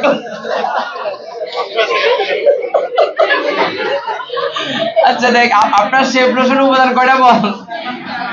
অ্যান্টিসেপটিক, ময়শ্চারাইজার এবং হচ্ছে সুগন্ধ। এই পরীক্ষা ডি ন্যাচারাল অ্যালকোহল, এটা এমসিকিউ তে আসে, আচ্ছা চিহ্ন দে। ডি ন্যাচারাল অ্যালকোহল, এটা পরীক্ষা আসে, এমসিকিউ তে আসে। এটা এটা এটা এটা এটা ডি ন্যাচারাল অ্যালকোহল 40, এটা এমসিকিউ তে আসে, আর কিছু আসে না। আরে মা, এত কিছু যদি বানাস তোরা তো আজকেই কোটিপতি হয়ে যাবি। বাসায় যায় বানাইস, নিচেতে একটা লাইন লেখা আছে, বাসায় এটা ট্রাই করবেন না, কারণ এখানে অনেক উপাদান, সিক্রেট উপাদান আছে, জানোস তো? মানে প্রতিটা জিনিসেরই এক এক কোম্পানির সিক্রেট উপাদান আছে না, এই কারণে তাদের গুণগত মান এক এক রকম হয়। এখন আমরা যদি বানাইতে যাস তাহলে তোরটা কেমন হবে? হয়তো গন্ধ বাইর হবে, গ্রাম দিছিস গন্ধ বাইর হবে, এরকম করে যদি বানাস, সো মানে চাইলেও বানানো যাবে না। এবার আয়, এই মেহেদি খুবই ইম্পর্টেন্ট, মেহেদির প্রধান উপাদান বল, কি বল? কি? ওইটা বাসায় বানাতে পার না, এখানে ব্যাপার আছে। তুমি একটা নরমালি বানাইলা, এখন তোমার ওই কেমিক্যালটা কি রাইট আছে কিনা তুমি জানো না। তারপরে এখন দেখ আমি বলি, কোকা কোলা এবং পেপসি, এবং এগুলো এক এক কোম্পানি, এটা এক এক রকম না, কোনটা খাইতে ভালো লাগে কোনটা খাইতে ডিফারেন্স আছে না স্বাদের। এখন আমরা বাংলাদেশে যারা বানায় তারা হচ্ছে বিশেষ করে যেটা বললাম ওই যে এই টলির মধ্যে বিক্রি করে ওই সমস্ত ইয়াগুলো সাধারণত ঝামেলাপূর্ণ, কারণ কেমিক্যাল গুলো তো পিওর না, আমদানি করে যে পিওর কিনা। কিন্তু তুমি যদি একটা আদর্শ সোর্স থেকে যদি না কিনতে পারো তাহলে সেক্ষেত্রে তোমার জিনিসটা কি ভালো থাকবে? ওই কারণে ওরা সতর্ক করছে যে এগুলো মানে বেস্ট, বাসায় গিয়ে ট্রাই করে যদি তোর যদি ক্যান্সার হয়ে যায় তাহলে এটা দায় কি হাজার হিসাব নেবে? গোলসারও নেবে না, লিখে দেওয়া আছে ওখানে। এটার জন্য তো আমিও দায় নেব না, আমি মেহেদি দায় নেব। মেহেদিতে কোনো মেহেদি তো গাছ থেকে হয়, কোথা থেকে হয় বল? মেহেদির প্রধান উপাদান নাম কি বল? হেনা। হেনা কি বল চাচা, হেনা কোথায়? দেখ এই হেনা, মেহেদির প্রধান উপাদান হচ্ছে লাসন। এই যে 2 হাইড্রোক্সি 1,4 ন্যাপথাকুইনন, একটু কষ্ট করে মুখস্থ করিস। 1,4 ন্যাপথাকুইনন, এটা হচ্ছে মেহেদির প্রধান উপাদান, এটাকে লাসন বলে। কতবার যে আসছে বোর্ডে, ইউ কান্ট ইমাজিন। আর মেহেদি পেস্ট হাতে ব্যবহার করার জন্য পিএইচ এর কার্যকারিতা কত হইতে হবে বল? 5.5 হলে কার্যকারিতা বৃদ্ধি পায়। এই যে 5. এই ত্বকের পিএইচ এর মান কত বল? 5.5। এই ত্বকের পিএইচ এর মান কত বল? 5.5। এই আমি চিন্তা করি যে মেহেদি লাগানোর জন্য কত রাত কি করে বল, মানে অনেক লম্বা সময় ধরে অপেক্ষা করতে হয় না, এই যে সুদূর বুদুর করে। তো আমি বললাম যে ডাইরেক্ট এরকম সিল মারে দিলে হয় না? মেহেদি লাগাই সিল মারে দিব, কতগুলা বেরোছে না? তো আর এত কষ্ট করে কি? তারপর হাতের মধ্যে তো রিয়া লাগাই দিলে কি বল, স্টিকার লাগাই দিলে হয়ে যাচ্ছে না? অল্প সময় হয়ে যাচ্ছে কিনা বল? ট্যাটু আর কি, মেহেদি তো ট্যাটুই। তবে মেহেদিটা বৈধ, কারণ মেহেদিতে ওজুর সমস্যা হয় না। কিন্তু নীল পালিশ এটা হারাম, এটা নামাজ হয় না নীল পালিশ দিলে, জানো তো? নীল পালিশে নামাজ হবে না। তারপর হচ্ছে আরো অনেকগুলো উপাদান আছে, প্রসাধনী আছে, যেগুলো ব্যবহার করলে। আচ্ছা, আরেকটা বিষয় আমরা একটু তোমাদের সাথে দ্বিমত থাকলেও কার না থাকলেও একটু বলে দেওয়া উচিত, বলতেছি। আমরা সাধারণত পারফিউম ইউজ করি না, তো পারফিউমে অ্যালকোহল থাকলে বলে যে হারাম। তো অ্যাকচুয়ালি অ্যাকচুয়ালি আমি বলি গ্রামযুক্ত যদি হয় বা সুগ্রাম যদি হয় বা আতর টাতর, তবে অ্যালকোহলটা খাওয়ার জন্য না হারাম। কেন? আর হারামটা করা হয়েছে কি জন্য বলতো? খাইলে তো তোর মানে তার মস্তিষ্কে বিকৃতি করতে পারে, এই কারণে অ্যালকোহলটা হারাম। তো গায়ে লাগালে কি তোর মস্তিষ্কে বিকৃতি করবে? তো এটার ব্যাপারে আমার কথা হচ্ছে গায়ে লাগানো যাবে না, গ্রানটা তোর যাবে না। তো তুই পাগল তো হবি না। মানে এই অ্যালকোহলের সবচেয়ে খারাপ দিক কি বলতো স্যারকে? মানে সেন্স থাকে না, এই সেন্স থাকে না। তো সেন্স যদি না থাকে তাহলে তুই নামাজ পড়লে যদি তোর আল্লাহর কাছে তুই নামাজ পড়তেছিস, তো আল্লাহর কথাই তোর মনে নাই, তো তাহলে তোর নামাজ হবে? তুই তোর খাম্বাকে ধরে আব্বা ডাকতেছিস, তোর নামাজে তোর সেন্স হবে? অ্যালকোহল খালি এরকম দেখিস মাথা নষ্ট হয়ে যায়, রাস্তার মধ্যে এরকম ডুলে দেখি। রাস্তাঘাটে কখনো অ্যালকোহল খাওয়া কোনো লোক দেখছস? ড্রাইভার যারা রাতের বেলা গাড়ি চালায় দীর্ঘ, ওরা কিন্তু চালায়, বুঝছস তো, মদ খায় গাড়ি চালায়, এটা কিন্তু খারাপ। স্যার এই কথা না, এদিকে দেখা। আচ্ছা, এখানে শুধুমাত্র লাগবে কোনটা বল? লাসনটা, আর তেমন একটা লাগবে না। মেহেদির প্রধান উপাদান। স্যার এবার বিগত মেডিকেল পরীক্ষায় কি কি আসছে একটু পারস কিনা দেখ। এই হেয়ার অয়েলের ইমালসিফায়ার দেখাইছিলাম, দেখ তো ওলিক অ্যাসিড দেখাইছিলাম। মেডিকেল কত সালে আসছে বল? তারপর দেখ ভেনিশিং ক্রিমের প্রধান উপাদান বোরাক্স। তারপর দেখ টয়লেটের দুর্গন্ধ, বলছিলাম কিনা বল না? এই দুর্গন্ধ ফেনল ব্যবহার করা, কি ব্যবহার করা হয় বল? ফেনল। এই কথা মেডিকেল ডেন্টালে কত সালে আসছে? কেন এগুলো পড়াইছি স্যার বুঝতেছস? স্যার কেন পড়াইতেছি বুঝতেছস? এগুলো একাডেমিকে এমনি আসবে না, সিকিউতে কম আসে, কিন্তু এমসিকিউর জন্য গুরুত্বপূর্ণ, এই কারণে তোকে জোর করে পড়াচ্ছি। বেবি পাউডারে যে কিছুক্ষণ আগে তোকে দেখাইছি, এই কথাটা বলছিলাম কিনা মনে আছে? বেবি পাউডারের অ্যান্টিসেপ্টিক কি বল? Boric acid. এইমাত্র তোকে বলছিলাম। দেখ লিপস্টিকের লিপস্টিক কি বল? গ্লিসারিন। ময়শ্চারাইজার মানে কি? ময়শ্চারাইজার মানে কি? তৈলাক্ত ভাবটা থাকা, ময়েশ্চার থাকা, তো তৈলাক্ত ভাবটা নাকি ওটা, তৈলাক্ত ভাব থাকলে কি ব্যবহার করা হয়? গ্লিসারিন। টিয়া না, এই তেল না, এবং মিষ্টিও, বুঝি নাই? হ্যাঁ, লিপ জেলেও সেম। এই মেহেদির এই আইসে মেহেদির রঙের জন্য দায়ী কি বল? রাসন। কোল্ড ক্রিম প্রস্তুতিতে লুব্রিকেন্ট হিসেবে ব্যবহার করে কি? তরল প্যারাফিন। কেন এগুলো পড়াইছি বুঝছো? স্যার কেন বুঝছো? আল্লাহর ওয়াস্তে তুমি পড়ো না পড়ো, আমার শীটটা একবার, এই আল্লাহর ওয়াস্তে শীটটা একবার হলে পরীক্ষার আগে রিভিশন দিও। কেন বলো? এমসিকিউর জন্য। কার জন্য বলো? আর তোমাদেরকে গতকাল রাতে 26 ব্যাচে 2015 সাল থেকে 2000 কত সাল পর্যন্ত? একদম 23 সাল পর্যন্ত সমস্ত প্রশ্ন আমি দিছি, কিন্তু দেখছো তো আল্লাহর হস্তে জাস্ট প্রশ্ন কি কি আসছে দেখলে হবে। এই আগামী ক্লাসে, আগামী শনিবার দিন সেকেন্ড ইয়ারের ফার্স্ট ক্লাস, আগামী ক্লাস শীট পাবা এবং বন্ধু বান্ধব থাকলে তাদেরকে নিয়ে আসবা। সেকেন্ড ইয়ারের ফার্স্ট ক্লাস আগামীকাল বিকাল 5টা অথবা কটায়? রবিবার দিন দুপুর 2টায়, মানে চালু হচ্ছে ক্লাস। আবার তোমাদের রিভিশন ক্লাস হবে। তোমাদের রিভিশন ক্লাসটা তোমাদেরকে আমি টাইম দেবো শুক্রবার দিন করে, আমি এই সপ্তাহের ভিতরে টাইম দিয়ে দেবো। রিভিশন ক্লাস মানে কি বল, যে জিনিসগুলো আমরা আগে পড়ছি সেগুলো আবার রিভিশন করে আমরা পরীক্ষা নিতে হবে। আবার বিশেষ করে দ্বিতীয়তে ভুলে গেছো, অনেকে ভুলে গেছো না, তো এগুলো আবার একটু রিভিশন দেওয়া হবে।